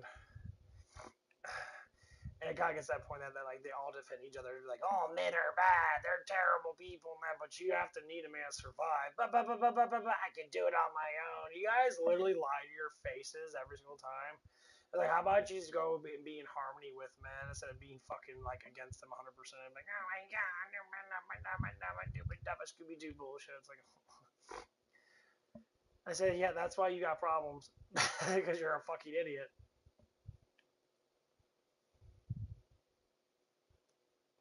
You live a sort of lifestyle that is like catastrophically poisonous to you, and then you still want to sit there and think that it's okay because you can sit there and bitch about it. It's like, yeah, okay, that's fine. Go ahead and cry, cry. No, one chick I used to work with, and I like she would like she had a little she started having like a little crush on me. That whatever fuck they always seem to do it. And so I'm just sitting there, and after I work with her, and that after a couple months work with her, and that she started to get closer to me in that. Start talking about her life and stuff like that. I'm like, okay, that's pretty cool. It's like I don't mind listening to people talk because that's what I normally do. And then she would do stupid sort of things and be like, kind of semi-sexual. Because I'm just like, oh, I find you she was cute and that she had a nice face and all stuff and that, and I'm just like, okay, it's like I kind of understand, but like, honey, it's like when it comes down to it, number one, you have a man. Well, yeah, like you have a man, and you're sitting there talking to another man that you're evidently rather attracted to. I said, do you see anything wrong with that?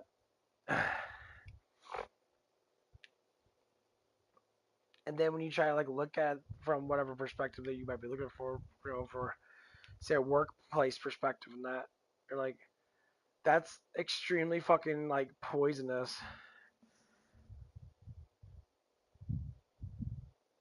And like, and I would have never figured it out and it'd be like until I was, you know, without like my ex taught me all this stuff.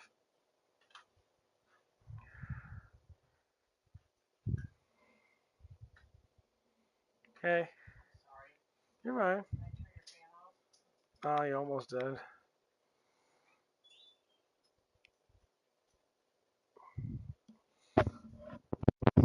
And like so, as we were trying to communicate that about stuff and that, I was just like, okay, well, I'm just, being nice to you now. You're taking advantage, which is what normally people do to a certain extent. Not in full, but they do it enough to be noticed, and that's like, okay, I can understand.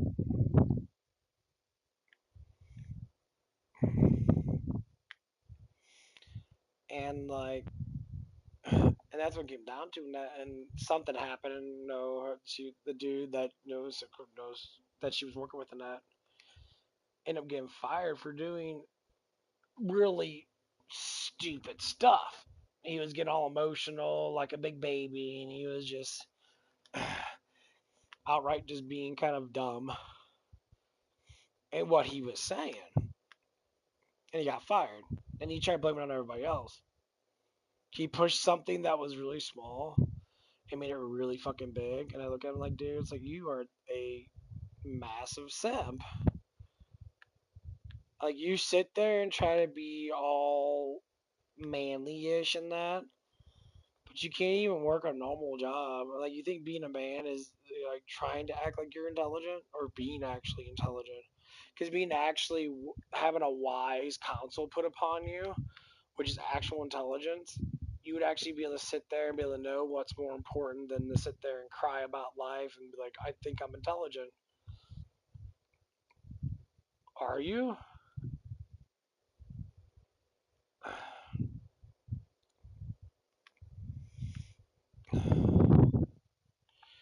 And then you start looking at it from that perspective, and it's like, no, they're not. They just speak a lot of stuff. It's like you're very interested to listening to in that, but like the last stuff you know is absolutely pointless shit.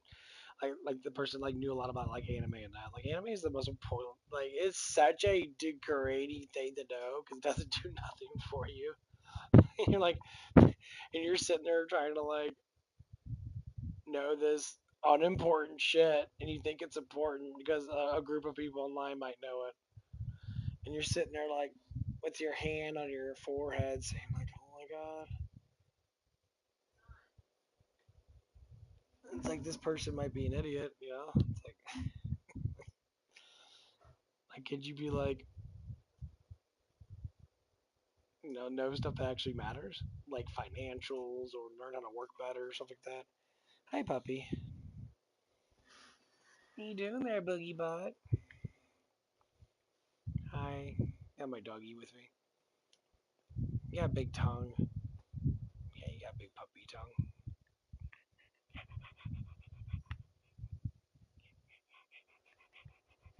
Hi, baby.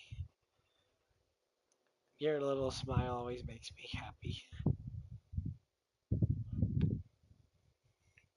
Yeah. Yeah. You gotta go. Go get him. Go get him. Who is that? Who is that? You gotta look? Who is that? Is that Mama?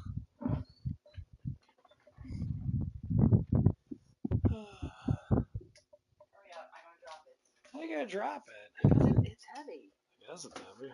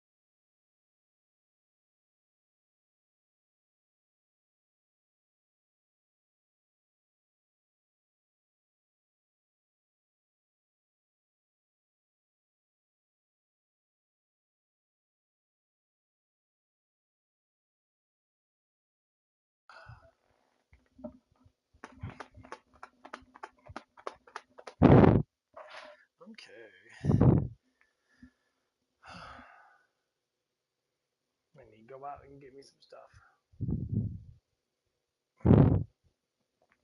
I give me some supplements.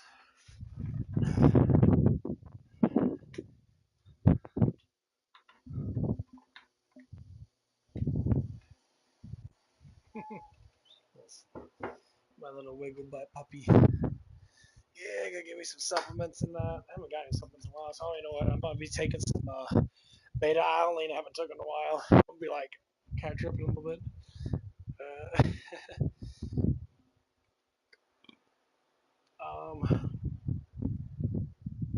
But anyway, so as I was like trying to communicate with this lady, and obviously this was a while ago, and like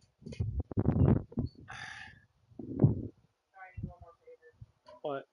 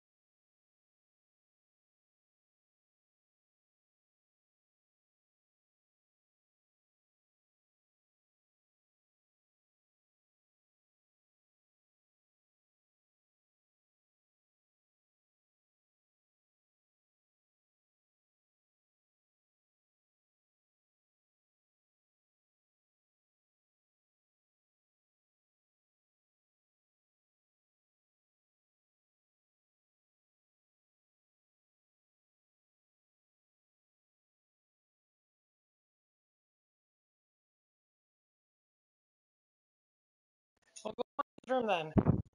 You guys see me on the bed. Go. Oh, that's what's down here. Okay, well I'm gonna lock my room. Okay. Where was I? I need to take a shower actually. It's like a little riffraff. Oh.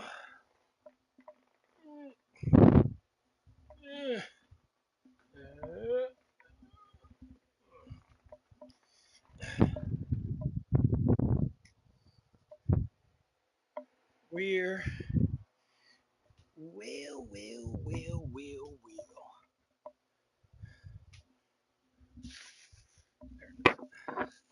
I lost my mo control. Thought I lost my mojo.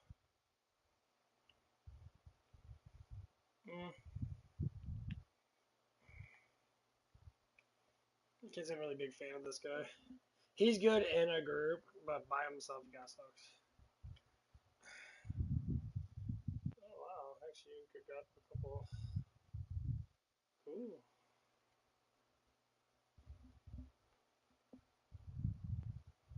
That's what to say. His ninja's actually really good. The best one so far is the tank and the huntress. Wait, I'll look for 14 of these things.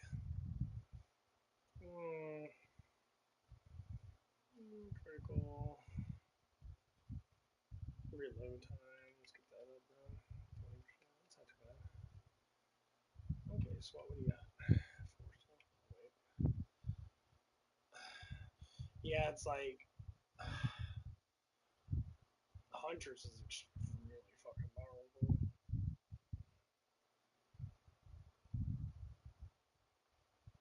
I thought the explosion one was good, but it doesn't blow up unless it doesn't kill with one hit, and then it blows up.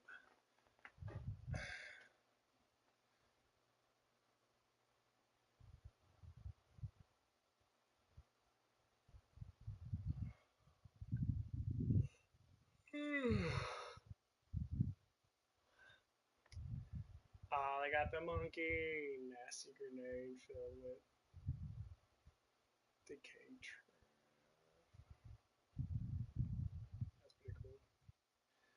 Got the monkey. Blows up twice. Now blows up twice. What's this one do now? If it was not salt, that chop people up. Oh, Yeah, the Huntress is extremely fun. We'll play this one. This is actually all fun.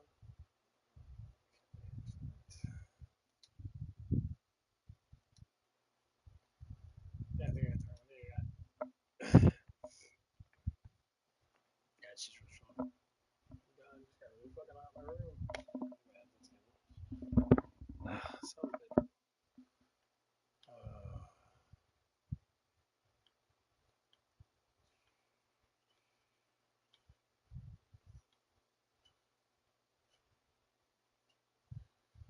Like how they explode when I get criticals. Power in the kisser. Power in the kisser. Power in the kisser. Power in the kisser. I like the Ranger, but she shoots slow, and this woman is strictly based upon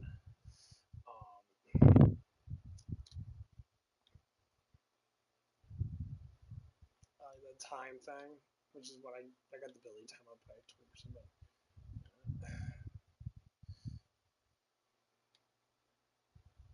zombies. Throw it out.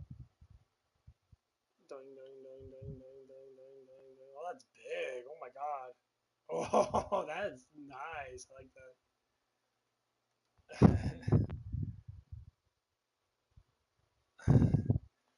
Stars it out there. Doing, doing, doing, doing, doing, doing, doing, doing.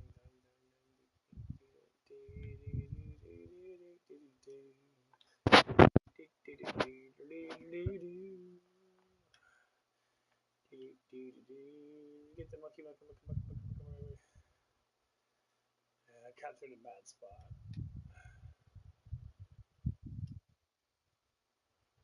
Oh, that kills everybody. Yes, sir. I know, I know. I want to get my tank. I want to get my bow up.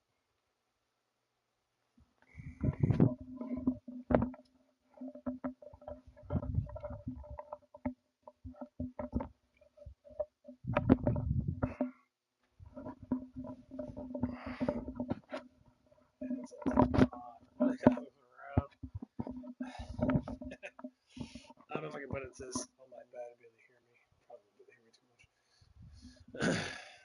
Get that monkey, monkey, monkey, monkey, monkey, monkey, monkey, monkey, monkey, monkey.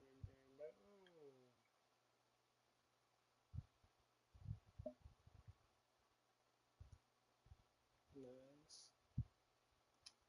Sure. Dun, dun, dun, dun, dun, dun, dun, dun, dun, dun,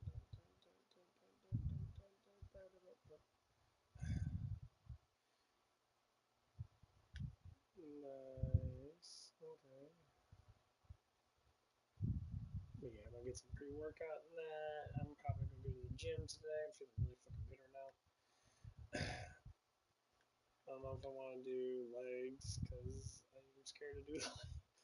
I'm scared to do legs. I know I'll probably do too hard. I mean, I probably could do like a little bit of legs, just kind of get that stuff going, get a little bit of burn in, and then go to my back. Because right now, if I work on my legs too much, I can blow up my thing. It's gonna be painful to go to work. I'll be all fucked up. Sharpens your arrows tips to pierce or prey like butter. Thing of it is, I think my one thing. Oh shit! Pierces. Nice. Cool.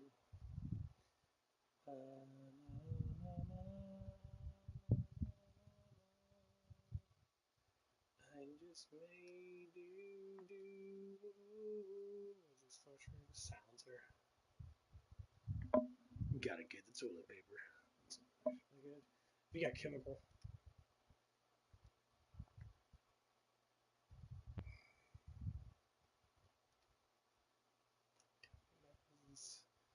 Last unicorn.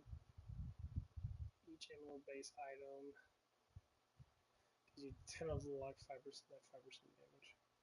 Yeah, let's just go with the basic attack one. Fuck it. Mucky, mucky, mucky, mucky, mucky, mucky, mucky, mucky, mucky, mucky, mucky, mucky.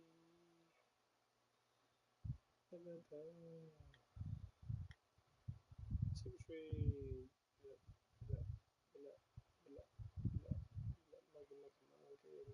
Oh shit! Ow! Ow, you fucktard. That would normally kill me.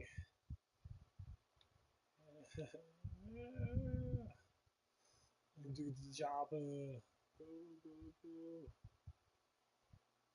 Go, McFopen.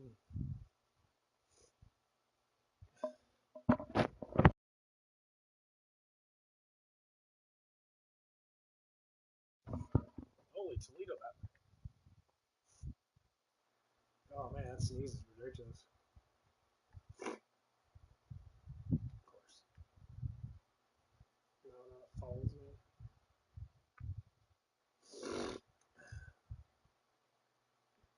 It's alright doing the monkey thing in the middle of everybody. Monkey, monkey, monkey.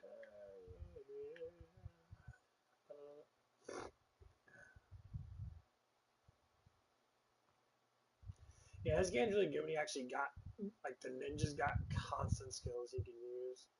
Like, say, like, the monkey's really good. I really enjoy the monkey a lot. He summons out, he pulls everything away from me, which keeps my ass alive. Until I can get my arrows up. Toxic arrows. Toxic arrows don't do shit damage for the other poisoners. So that's good on that.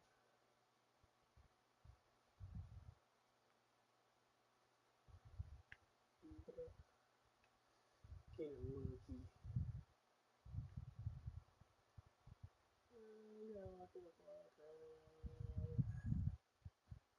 Fat ass. Come here, fatty. Show me butt. Show me that ass. Get a monkeys. I gotta run away from it.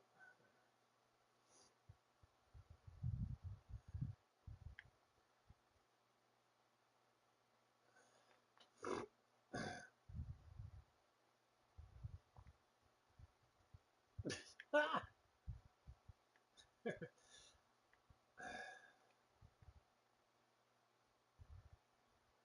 It pierces, it goes all the way back here. These arrows are awesome. The only that sucks about them is that when you're running through, they don't really fucking hit anyone. So you have to like go back to a corner and just sit there. Just...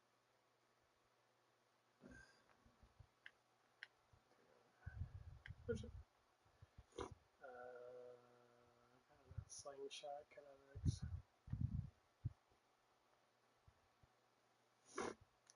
Okay, that's not bad.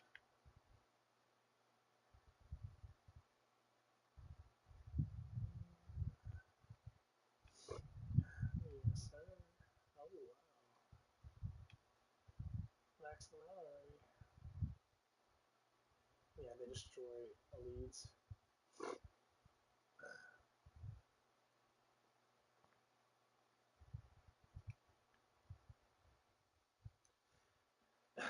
Yeah, and he gets them. Once you get the cooldown down, it's like every like 0.5 seconds. Or 0.5 of a second. So half of a second. It's nice. So every second I shoot two. Which is sweet. I guess kind of like how it is. Look at it. Okay, there's a 0.5 right now.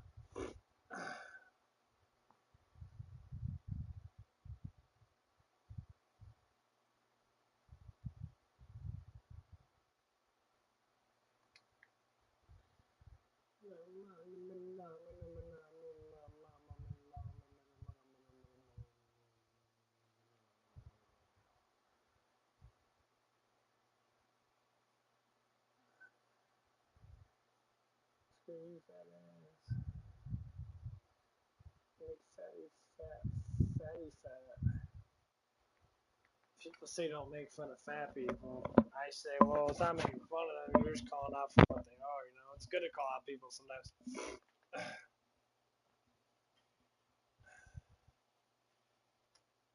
Gluttony is a sin. You know, it's all emotional based stuff. Like people eat because they're bored. Like when boredom sets in, that's why like God always says, you know, be disciplined, you know, be vigilant, work on your mind, work on what you think about, work on what you do in that. Keep your mind busy with stuff that's good for you and that, like, you know, work and that. That's why people like don't go to work, just to say. are highly ineffective in life. Like they're not as effective as people that go to work. People go to work in that, especially if they're willing to like make work life better for themselves and for others. You'll see like a dramatic increase in like productivity in that. Especially along like if you're a manager now, you're like, okay, I got productivity in my place now. How can I do that? People say, oh, it's all because I don't get paid enough. I say, well, maybe if you learn how to financially secure yourself more, you would know how to have more money. It's not about getting paid more. It's about having more of the money that you have. If you're financially a fucking moron, just to say, which most people tend to be nowadays, you have a very hard time to understand financial, like simple things. Like for instance,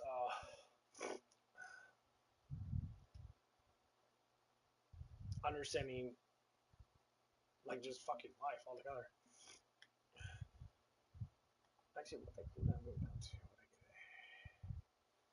Nine. I want to keep that rain of arrow up really good because it does a lot of damage.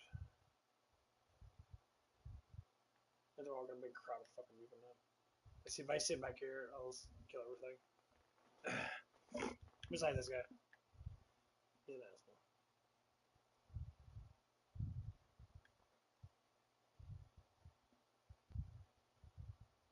I'm not kidding.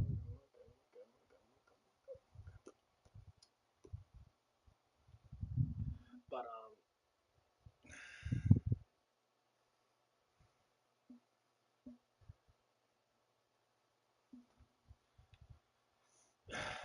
yeah, when it comes down to life and that, like honestly, that's just how life is. Like the more and more you learn about it, the more and more you try to, you want to understand it.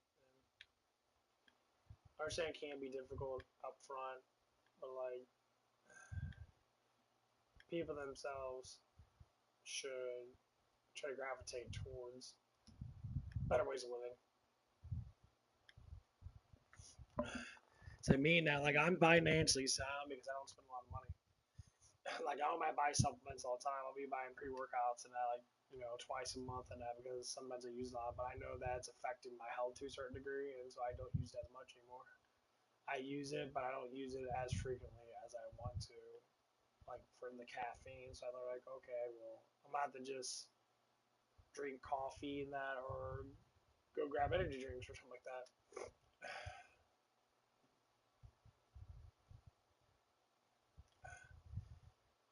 And go by that. I say sometimes it could be kind of difficult in that way because you're like, well, how do I do it? How do I change myself from what I used to be like? Well, it's a gradual thing. Don't ever think that you're supposed to change yourself in one day because unfortunately, if you try to do that, you'll just poison yourself even more. Because the mind doesn't change in one day, it changes in months and years because it's a slow approach. And a lot of times our minds change sometimes based upon who we are.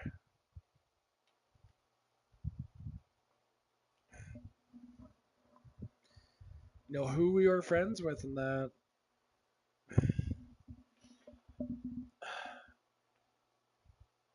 Like I say, like one of the ladies I do work with, and and she talks about her brother and that, and she's like, our brother has like idiotic friends and that they always do like silly, goofy shit that most times they do as young adults. And like I sort of like, oh, I don't want him to do any of that stuff, and then I'm like, well, maybe you shouldn't do that for yourself too. And you always get kind of confused in that. Like, what do you mean? It's like if you're preaching towards someone that's doing something wrong, you're doing stuff that is wrong, and you're trying to preach to them that it is wrong. That's just it's that's what we call hypocritical. You're trying to preach something that you don't do for yourself, but you want someone else to do. So how are you gonna teach someone anything if you don't do it for yourself? It's hard to do because people want to know the knowledge, but they don't want to be the knowledge they know. And sometimes it becomes really difficult for some people to even understand because they just get all butt hurt and shit. Like, of course you're gonna get butt hurt. You're gonna get butthurt that because that's just how you are. That's what you need to change. Is you being butthurt all the time.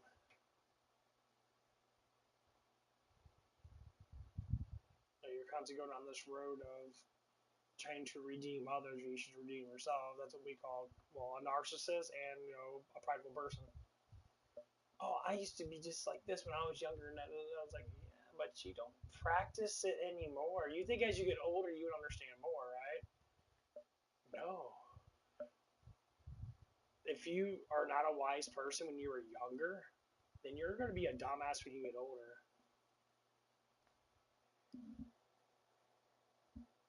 Especially if you don't want to learn basic stuff that actually, kind of matters.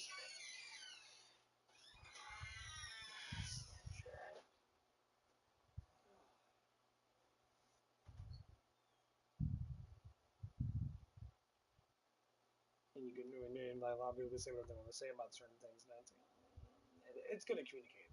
That's all I can say. It's going to communicate. I think people should communicate more about issues and problems that they probably have. Because unfortunately, that's all we have in life is ourselves and others, so we stay consistently ignorant towards ourselves. It becomes very poisonous.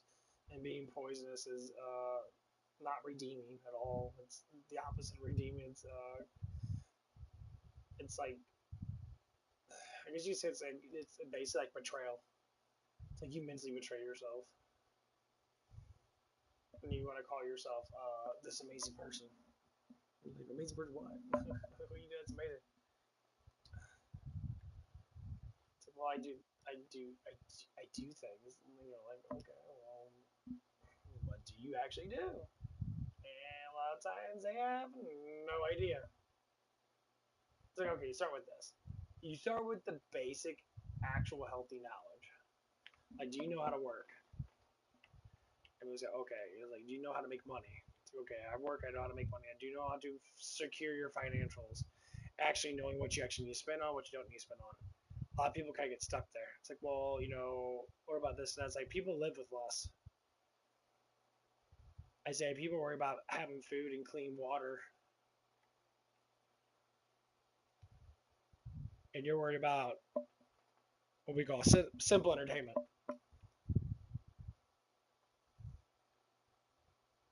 Okay, you worry about simple entertainment. Entertainment is all over the place, and there's enormous of it.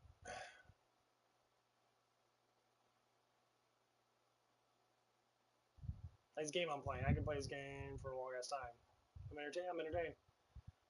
Am I gonna get my ass up and leave pretty soon? Probably go to the gym. Yeah, it's almost 10 o'clock. I got myself on a little timer. Because when it comes down to that, I'm gonna have to eventually just leave and go to the gym and that.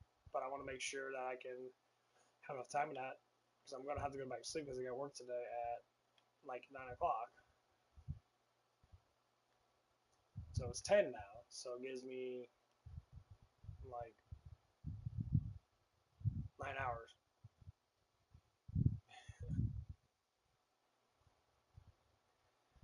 And it's like, okay, well, actually, was it? Oh, it does make it equal. Cool. That's what I want. Get it on 5 tags. Perfect. And we're getting rid of these stupid this shit now. It's stupid. Well, I want to get all the gems. One of the gems gives me like 75% more of money and gives you a good amount of experience. 75% more experience gives you like 40% more money, which is hugely a lot. So that'll be the next thing I want to get up.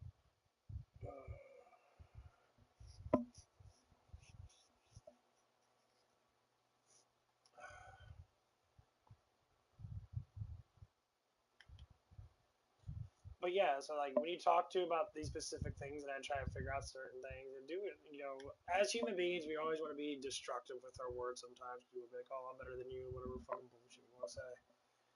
And it's like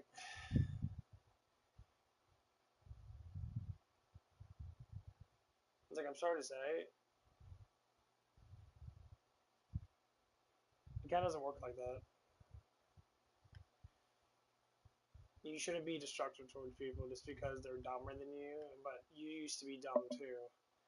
That's where pride kicks in. People say, well, I used to do this when I was your age. And every time I talk about it, like, okay, certain things can happen. Da, da, da, da. It's like, okay.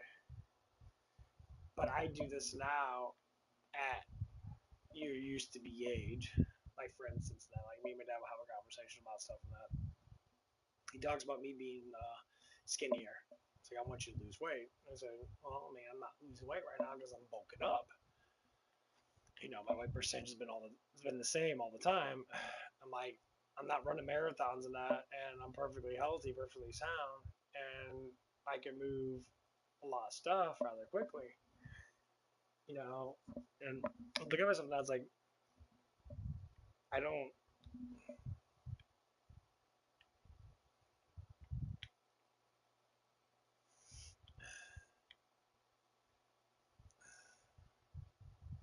What isn't that?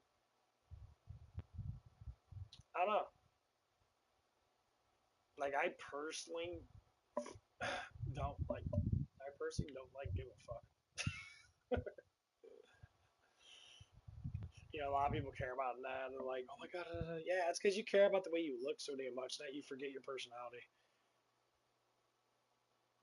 Like I'm not a young man anymore. When I was younger, that yeah, when I was in high school, that or a teenager, yeah, I weighed like 160 pounds, and that I was considered to be fucking skinny and shit. Yeah, I was considered to be a little skinny and that.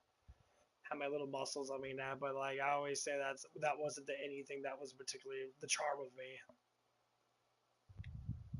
So every time I like ask questions towards like women that I used to know, and that the charm of me was because I was just one of those type of guys that just had a pretty face up with that. So I take that in consideration. I was like, okay, so that's what it was. And it's not to say I want to be out of shape, no.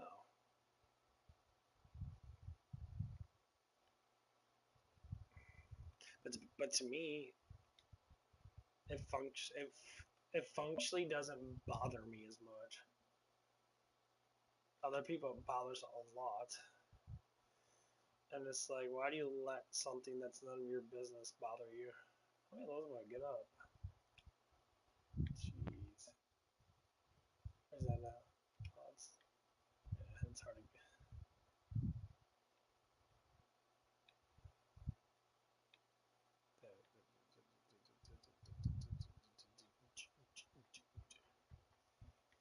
I'm sweating my ass off actually.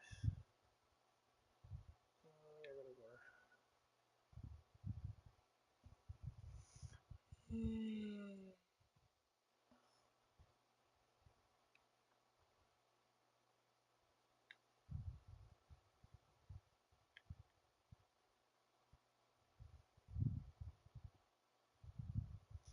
There's a big old doo doo. Throws that shit at me.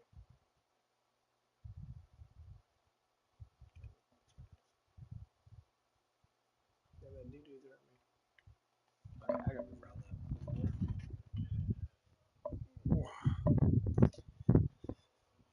That's gotta cool off. The PlayStation's getting a little hot. Every time I leave it on for more than like a couple hours, like the room slowly starts to heat up. And then if I leave it on for the multiple hours now, my temperature in my room goes up by like 5 to 10 degrees. And I'm sitting there like, oh my god, dude. Like I'm sweating my ass off. Like I got my fan on that, but the fan only circulates air. Fuck. Obviously when air moves, air cools off. But like I have no way of like cold air to get in my room unless I have my door open. Then the air gets sucked out of my room. A lot of times I don't like have my door open because it's in the other room, and I always have my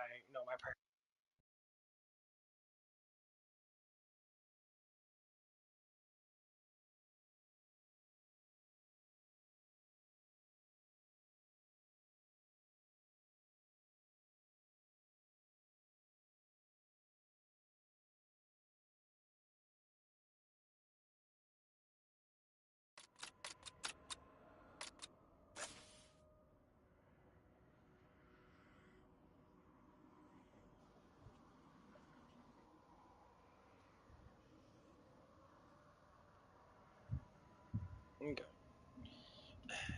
Yeah, my thing's kind of weird. If I don't have sound going through it, it turns it off after like 10 minutes or something like that.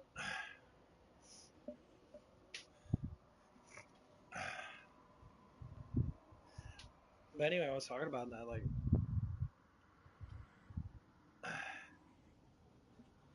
it gets down to like understanding life, and when we start to promote healthy things in our life starts changing, and people will notice that. One of the things that always seems to happen, people will gravitate towards that, and like the lady that my mom knows, and that they're like her and his and her husband are friends with my parents, and that they both go to a bingo hall together. It's like a little club for people, and that like their family's been going there. It's like a generational thing, and like the lady, like we were sitting there and we were talking and that, and she's really interested in me as in like who I am, and we were talking about people. He said a lot of people, don't believe in Christ like you do. I said, well, it's the truth. A lot of people don't. A lot of people are in their little ways and that they don't see the truth. And when I look at her, not I see that she does, but from my perspective, the stuff that I kind of like put myself through to understand temptation, that is the most difficult thing to fucking do is fight against temptation. You could pray for certain things that do, it helps out. But there's some temptations that prayer doesn't get rid of, that you have to like change your mindset and try to push yourself away from it. And of course, praying to God helps you do that, but it just takes time to say anything else. You have to change your life over to a new life. God helps and directs you towards that new life before He gives a new heart. The new heart is like a personality. You stop doing these things and you start doing these things. And it's a slow approach because God knows better about who we are than we do. Like if God just gave me a new heart right now and all of a sudden I change over, my mind would be fickle. Like, why am I doing these things? I never do these things before. But my heart would be like, I like doing these things.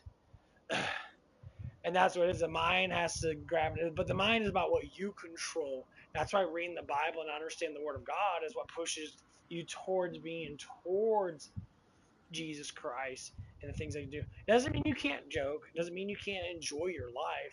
It just means you don't look for the sinful things that actually are harming you. You push yourself away from sin, and then you sit there and you cut it off. You cut sin off at the head, and you say, "No longer don't want to sin." And then God gives you blessings. God will push you towards marriage. He'll push you towards a woman that you are ready for to be. He'll push you towards, not being afraid of things you should be afraid of. He'll push you towards love. And like to explain it, I had it one time. I was sitting there, and it was a lady that I used to work with about 10 years ago at the same place that I work at now. But this was a while ago. It's like 2016. So it's been about 10 years. And like, she was extremely beautiful. Extremely beautiful. She had a pretty face and that. She was actually like really fun to be with and that. She was super cool. Fun to be with that. But she had a tragic past. She used to be kind of one of those hoes. And the more I talked to her about that, it was more like, okay, I understand. And she even was telling me about her stuff and that, about what she did, and she did some stupid stuff and that with relationships and that. And she was trying to do it again with me. I'm like, why are all you bitches that have boyfriends or whatever that you always try to fuck dudes like me? I'm like, why do you always try to gravitate towards me? I don't get relationships out of it. I just get someone that wants to rub their butt on me like a fucking horny dog. That's all I get. Is it stimulating? I guess. But like, I'm not looking forward to it because I don't care. And I start to understand that sort of personality and that. And I said, that's what I've been dealing with my whole entire life. I've been dealing with, non-traditional women, even women I thought that were traditional. they were non-traditional women. They didn't, you know, wait till marriage type stuff and that. They didn't try to communicate with me and look at, like they didn't want to try to be part of my life. They want to just be like, okay, you got to have X, Y, Z. Not all the women were like this, but I started to notice it later on in my life.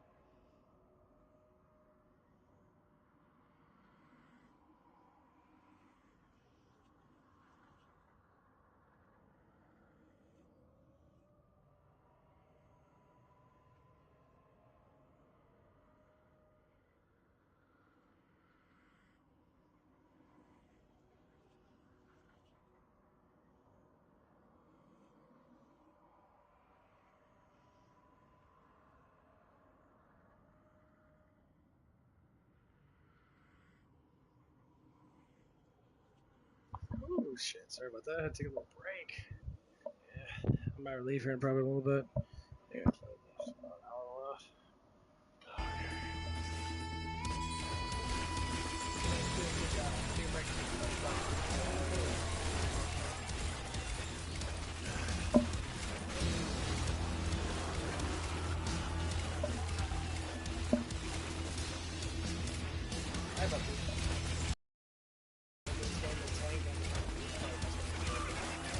You get the ninja really good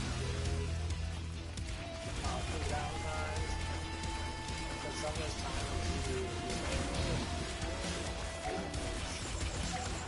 get slapped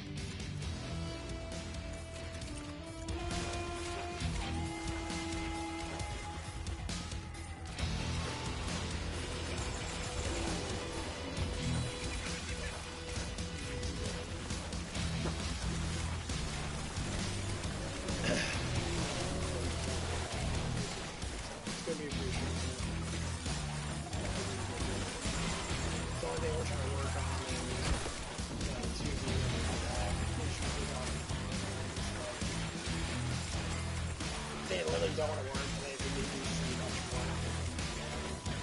This is like, oh, check the parents stuff. I was going to compare them to people that's like, you're going to do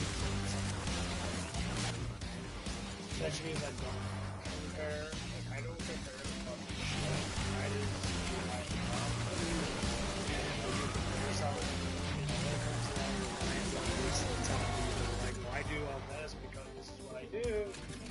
Come up here.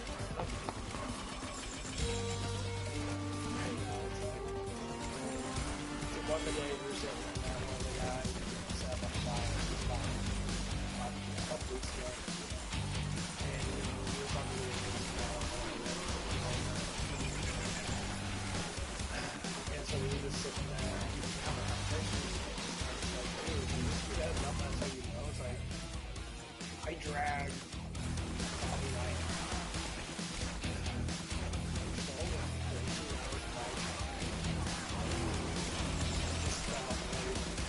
I could have been a dick to tell everyone else what to do. I said, you're complaining about hours and you can bitch about kids so much. Like, bro, you probably made more hours in life. The thing of it is, you're trying to go to work on your friends, you're trying to get some fucking high school. I said, live out, you're going to talk about your year. So when you do these type of things, you're just destroying yourself because you want to think that other people should give a fuck about you. And you say, well, I care about other people, and I say you're completely shit. If you truly care about other people, you wouldn't be so reckless like obvious things that everybody fucking deals with.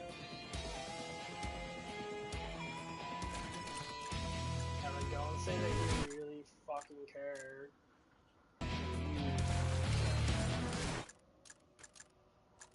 There's always people in life. Because caring is not sucking up to people and sucking everybody's fucking dick. That's who. That's what people do that manipulate. The people that really deeply care about people, they'll respect who they are and they'll respect things.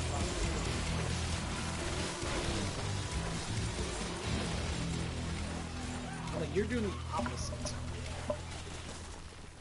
You're trying to say that you care, but you actually.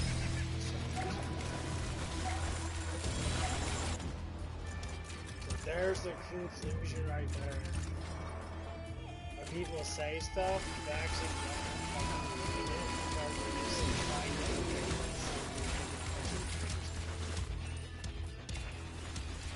No one's good. There's people that do good things, but no one's actually good. You're all pretty fucking trying to do good. some are better than others, of course. Just how they're raised and not but other people, they're fucking terrible people. Number one, how many people you know in your life that fucking lie? Raise your hand. Almost everybody lies in their life. Okay. How many people you know that have done something bad in their life? You can raise your hand and say, well, I know a lot of people have done little things that might be bad, but they're still bad. Okay. That's how you have to look at life.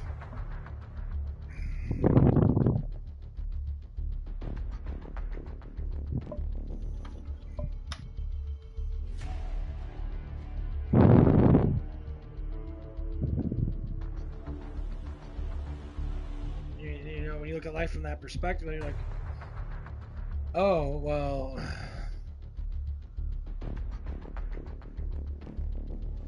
is that 22? That's 23,000 things I cooked. That's funny. You know, and that's the way that I personally look at it. It's like, so if all these people do stuff that is wrong, and a lot of people do it, even if it is minor or small, once in their life, you're considered a sinner.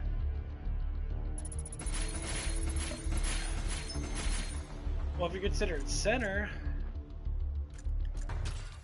then that just means that, what?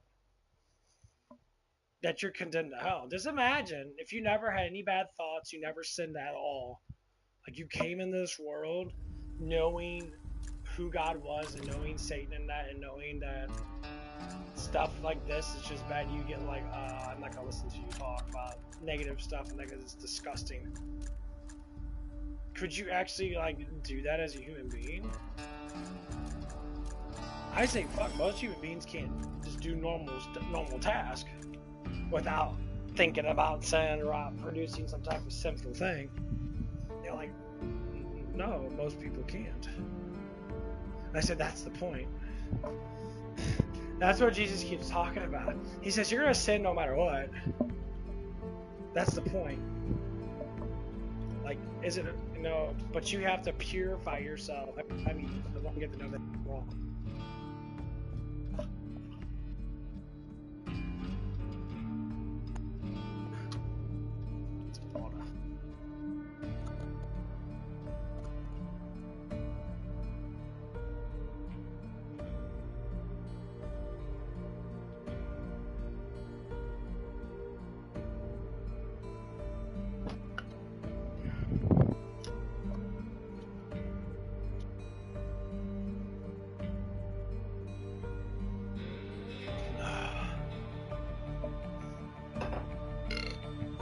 Anyway, so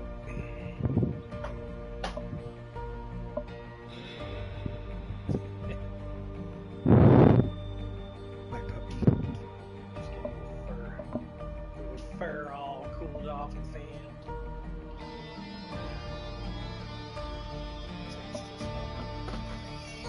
Yeah, it's just a little bit. No, there's a. I actually caught back on fire. Hey, new puppy.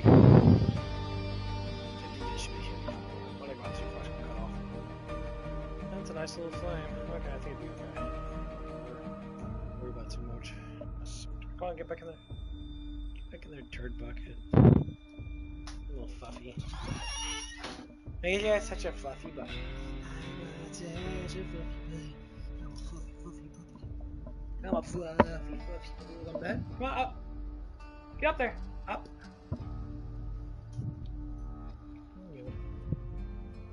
Go cool down your butt flaps.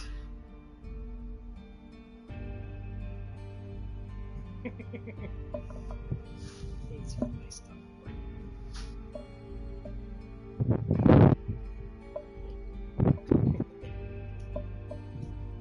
Hi.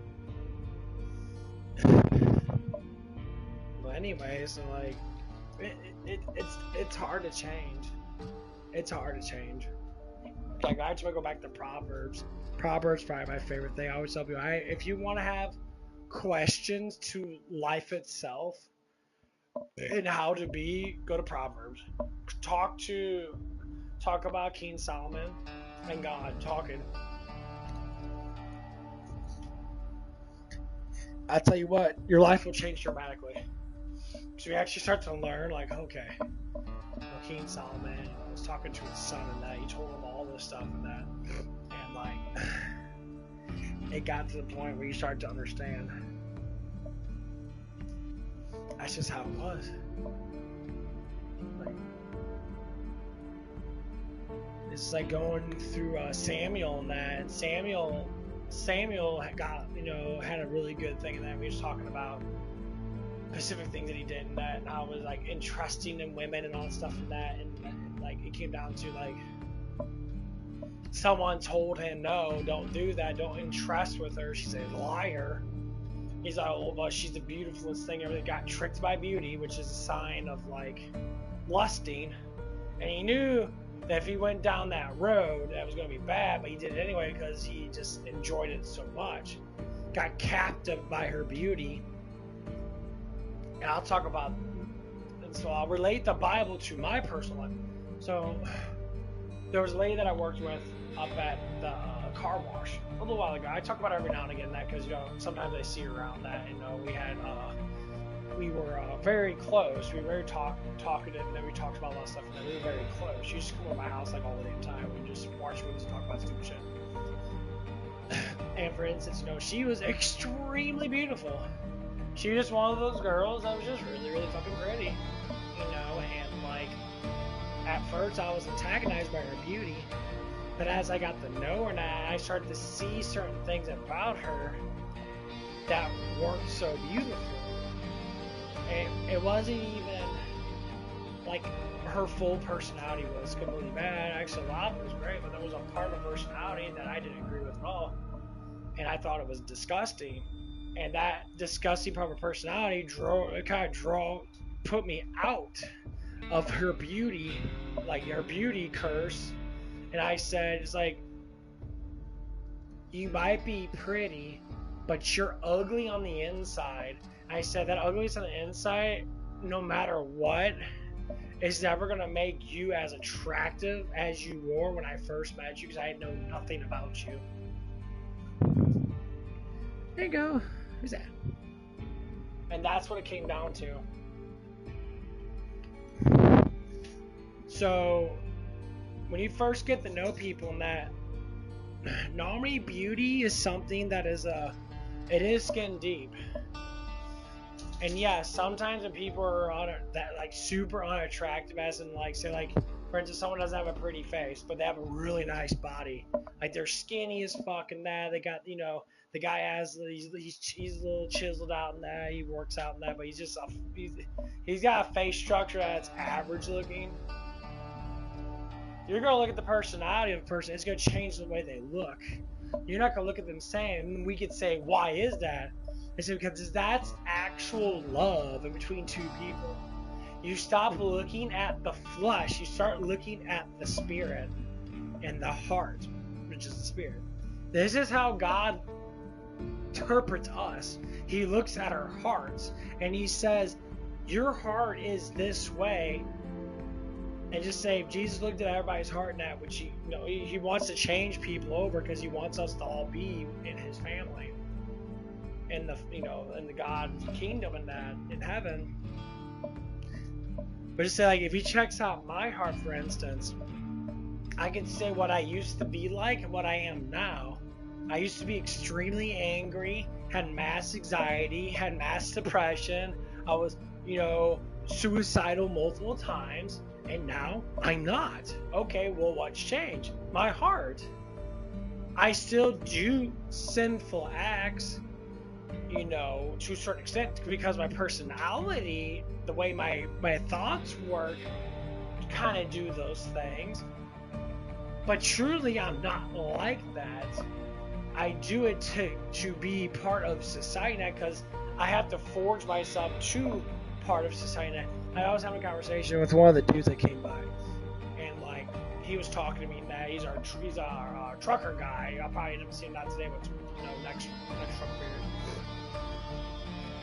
And like like, he came around that, he went on vacation, and he's like, oh, boy, he's like, I miss you, bro, and that's like, you're just, you know, so funny, that, so let loose, you're just being yourself. You know, I crack jokes and then I'm having fun, then I'm talking in a specific way, that I came outside, I was talking to him, and I was like, hey, it's like, you know, it's like, I have to be like this to a certain extent. I mean, yeah, I'm a funny guy, and that, truly I am. I like making fun of just really stupid shit, not people in general, but catchphrases, like perverted catchphrases, and that. Not to be like formal on like sexual stuff, but just like stupid talk in a perverted-ish way. And normally I fit the personality of a person I'm talking to. If I'm talking to guys, I'll talk about stupid shit like, you know, blowjobs or some dumb shit like that. And like, it's not that I mean it in general, it's just a catchy thing. And if someone talks about something that's like, oh yeah, your mom did that last night. Right, oh yeah, okay, whatever. You know, stuff like that. Now, with women, I can't talk like that. Because women take offense to it to a certain degree. Some of them don't, because they just let it go by. It's called, you're attractive, so I don't give a shit. You're just being goofy. Yeah, that's how it always goes by with me. But say if someone was, you know, unattractive, and now you're like, oh yeah, blowjobs are the best, they'll bitch about it. Like, I'm like, that ugly motherfucker said all this stuff about that, you know, blowjobs and that. I said, well, the reason why people think like that, you know, someone says something, they put it in their mind, saying, I accept that if it happened.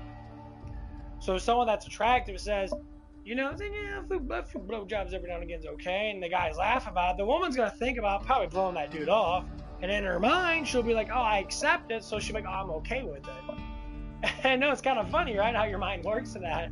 If you accept it because you're willing to, say, picture it in your mind doing it, you're like, yeah, I could possibly do that. You know, it's like if a girl talks about, you know, get herself ate out, or talk about making out with some dude and that, you know. And most guys don't give a fuck. They're like, I mean, I probably wouldn't do it, you know, unless I was drunk or something, stuff like that, you know. But like the interactions, you know, like when you interact with people, that's how it goes. And so as we're talking, I said, Naomi, I was like, I'm a very psychological, you know, person. I've been researching psychology for the longest time. It's like I can't talk in a specific way because people are never going to understand me. If they do understand me, they're going to try to push their narratives onto my narratives. They're going to try to think that they know more. I said, well, I mean, you might know a little bit more than that, but like when it comes down to certain things, like you're not going to know anything that I know because you don't ponder about it, and you don't actually go through that thought process and try to figure it out through studies, and especially with the Bible. Now, the Bible is very psychological. It teaches you how to be a human being. It teaches you to follow Christ, basically. It teaches you who God is. It teaches you who the world came from. And so, and no, he kind of like, he looked at me and that, you know, we were kind of like, just kind of talking about it. One of the ladies came out there, my manager lady, and she came out there and she was like, she was smoking a cigarette or something like that, you know, listening to like, you know, she was listening to me talking that, and like, and I like walked by her now when I came back in, that I said, yeah, you don't really know a person, especially like I always say, the smarter you are, sometimes the dumber you have to be towards people that are not as smart as you. I'm not saying that they're not willing to learn, is that some people are never willing to learn, just to say. They can be, but they choose not to. Some people are willing to learn. They'll listen to your conversation. Yeah, that's cool. I like that. But other people will fight against it, and they'll make up their own ways or be like, you believe that you're smart. It's not about belief. It's about knowing. If I know certain things and I've been through it and I thought about it and I researched about it, what most people tend to do a lot of is do accusational knowledge, where they'll mimic how other people think and they'll try to put it in their own perspective, and then they'll say things like, oh, well, that's just my opinion. I'm like, why do you have to say that's just my opinion? I know it's your opinion, but your opinion is wrong. And they say opinions can't be wrong. I'm like, yes, they can. Opinion is a thought process of knowledge. If someone says that's not how it works, that means that you're wrong about your knowledge. You know, that's just how it works with wisdom. You can't just say something without knowing much about it just to say it because you want to imitate what other people are talking about, which you can, but doesn't make you really smart. It actually makes you really fucking stupid. What you should do is ask questions and be like, oh, how do you know that? Like, oh, I went to the research and that, read this, read that, read this. I came to that conclusion that with how people are. And then I'm like, okay, they start reading Proverbs and they start reading certain things and that.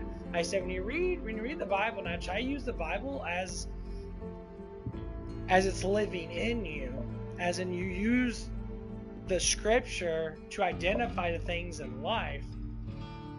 And when you start using the scripture to identify things in life, you'll start to see why Jesus talks about people being semi-possessed by demons or being tempted all the time. You can start seeing it. And then when you go down, what are the 7 deadly sins? You go down the 7 deadly sins.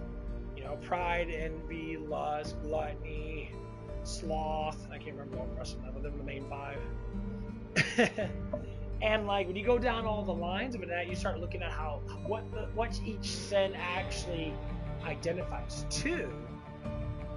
And then you can start pinpointing how people's emotions are. And yes, your emotions and feelings and that are regulate around negative or positive enforcements. So if you're a negative person, you got demons. People say, well, what if it's just a time being that? Then you got a demon, but you don't have a full-fledged demon. As in, they're tempting you, and you might catch yourself doing it. That's the point. Some people have full-fledged demons. They empathize with certain things that the personality of a person is. And then when that stuff gets struck, envy comes out, and they're like, man, you should be talking about this and that and this. I mean, you listen to people. When you actually listen to people, have you ever had anyone ever get mad out of nowhere because of a subject? That's envy. That's straight up envy. And then pride kicks in, and they'll be like, well, you should be talking about this and that. They're forcing you to stop doing stuff because of their personal feelings towards something, because they're so negative. So if someone's positive and they kind of they mess around with them, and they're like, oh yeah, I do understand that situation. That it's like I had my problems that in my past. That I'm happy I got rid of it. That and I agree with you on this situation. If you ever talk to people about positive things, negative people never do that. They'll explode, and that's what I deal with at work. Just to say, I have nothing against these people. They are who they are through who they talk to and how they think in life, but doesn't mean that they don't have that problem. Yes, I literally work with semi-demonic people. Now they're not full-fledged possessed people in that, but you don't have to be full-fledged possessed to have demons on you. When I listen to how these people talk, I said they have demonic influence on them. They think extremely fucking negative about everything. And they think it's always a personal attack on them.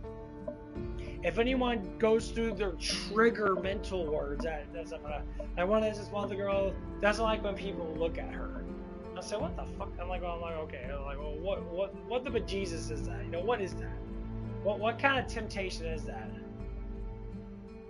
No, that's you're paranoid. So that's fear. So that has to do with Satan. Satan puts a fear in your mind. Someone's staring at you. And then all of a sudden they'll get lustful because the person might be lustful because they want to interact with sex all the time and that. So what they'll do is they'll put the fear of someone looking at them, and they'll put the lustfulness of them, their personal idea of what they like to think about in that, and so they put the two together. They're fearing a lustful intent on them. So if they look at someone, they'll say, why do you keep looking at me? And the person will be like, I literally just glanced at you. And like, well, but it's like, and they'll say, well, it's like, well, I have a boyfriend.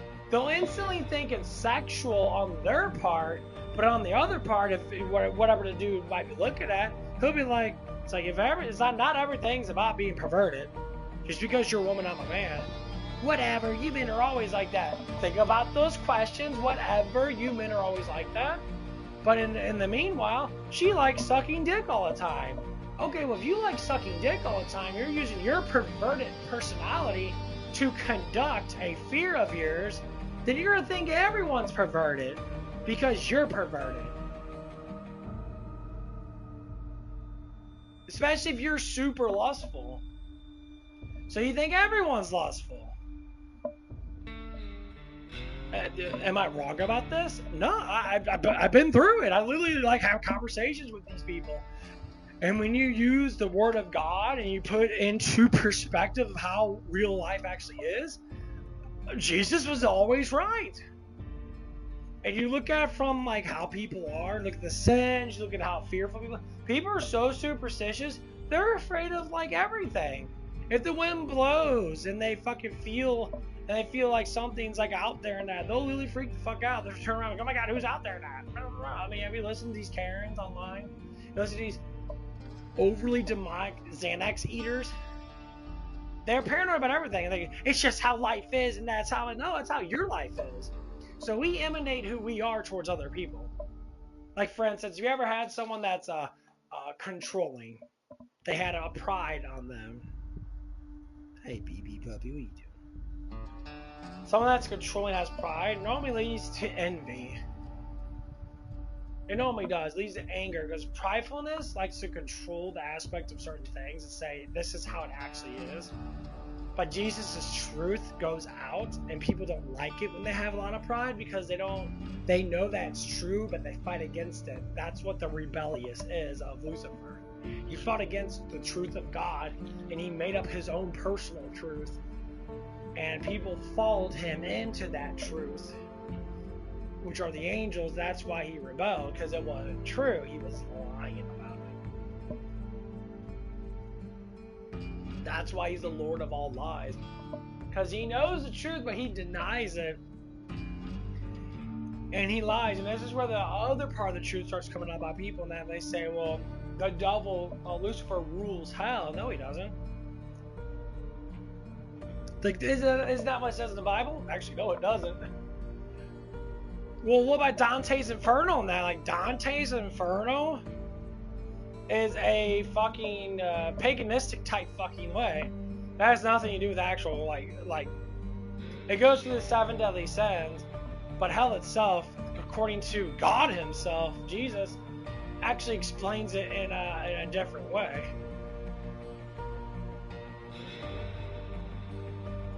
Number 1, hell itself is separation from God.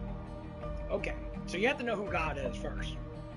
This is where a lot of people get it wrong, because as you read the Bible and that, you start to understand, well, God does this, God does this. God hates sin.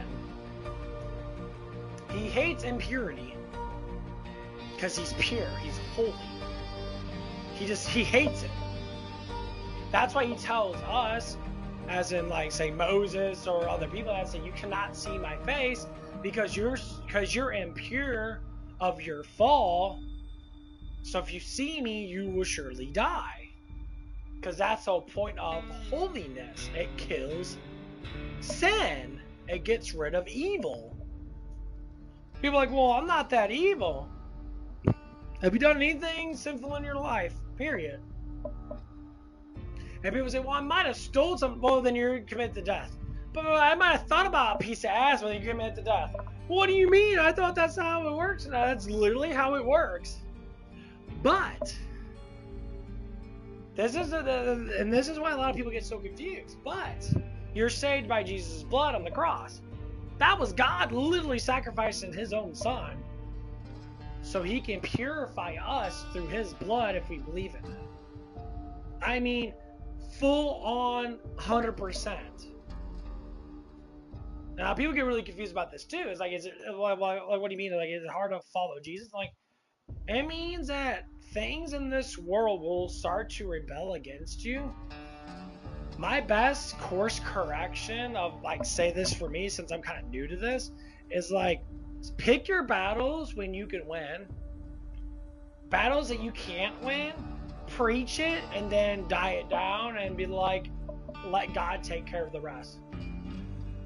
Because God, what he says in Isaiah, which is really, really, God gives people into their own delusions. They said that was the end time, but it happens throughout. There's some people that are really lost in the sauce. Think about all the woke people the gay people now, they're still can have salvation because a lot of those people are just confused. But some of those people are purely satanic. They really are massively satanic. And they don't care. They're like, I'm gay and I'm proud of it, and I don't care if I suck dick and get AIDS and get into my butthole and all that stuff and that.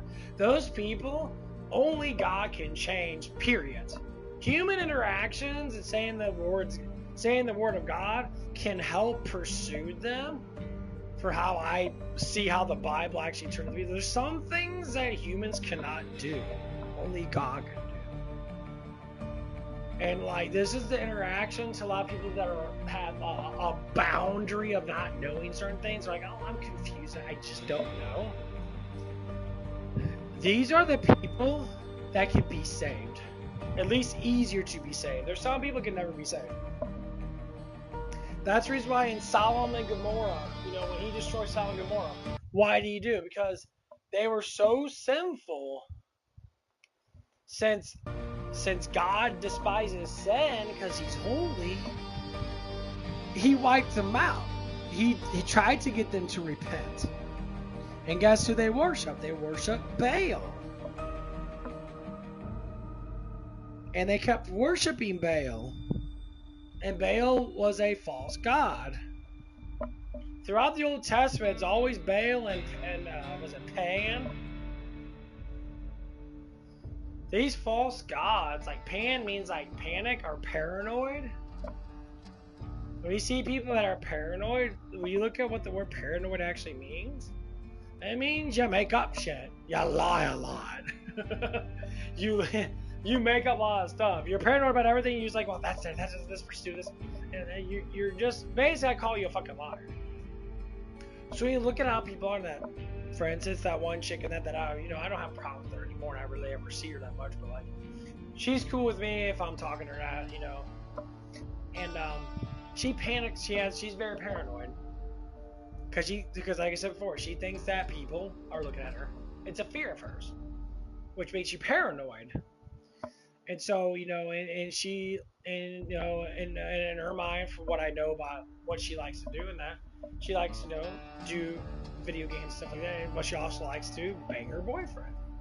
So if you think of the personality of that, it's like, okay, you're a dorky person that likes to bang your boyfriend, so you're gonna be perverted.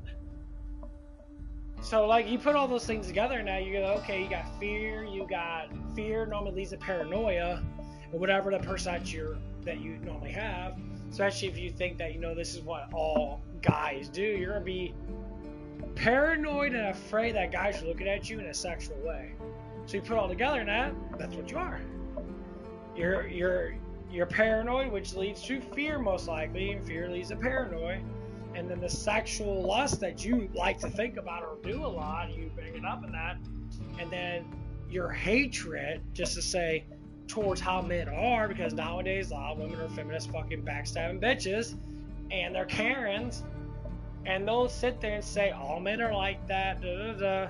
And I say, well, if all men are like that, means all women are like that, and they always get mad when you say something. So what do you mean? Like, you women are fucking big ass whores nowadays. You women nowadays, Gen Z and millennials, you ladies fuck more than people ever did in their whole entire life. From all the other generations, you guys fuck so much, it's ridiculous. Hence why you're not married. Hence why you don't have a family. Because all you think about is interaction of, I feel good, make me feel good. Most women can feel good by having kids and nurturing their kids and that. These women, literally, all they do is pop birth control. Which birth control actually makes you more hornier. People say, well, no, it doesn't. Actually, it does. Because it limits the factor of your period. So your hormones are always cycling. And men... And like, same thing with men, that men cycle too. But women that don't cycle become like irrationally horny like men. For some reason, men have more self-control over their fucking cock and balls than women do over their vaginas. That's at least for what I've known, depending on how you're raising that. Like, the bulk of the women I know, they'll bang a dude just because he's attractive. Like, you don't even know the person, but he's so cute and that. Like, oh my god, like, you're just a fucking whore. No, well, maybe. I'm like, oh, yeah, just re-identify what a whore actually is. A whore just means you're addicted to sexual action. You want to be that activity. That's all it is. And you want to perform that activity towards a man. Masturbation, we say, is different. You perform that activity to yourself. And if you do that because you don't want to, say, interact with women that are like that, like for instance, I say I do. I don't want to interact with women that get a lot of women pregnant in that because I don't want to deal with that shit. Other guys sit there and go, yeah, man, you're a pussy if you're not doing that. I'm like, no, actually, I'm pretty smart when it comes down to it because you got like 4 girls pregnant and you're running around dealing with child support issues.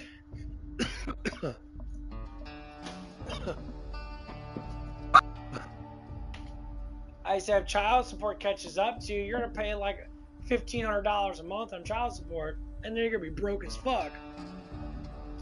And then you're gonna keep on doing it because you're an idiot.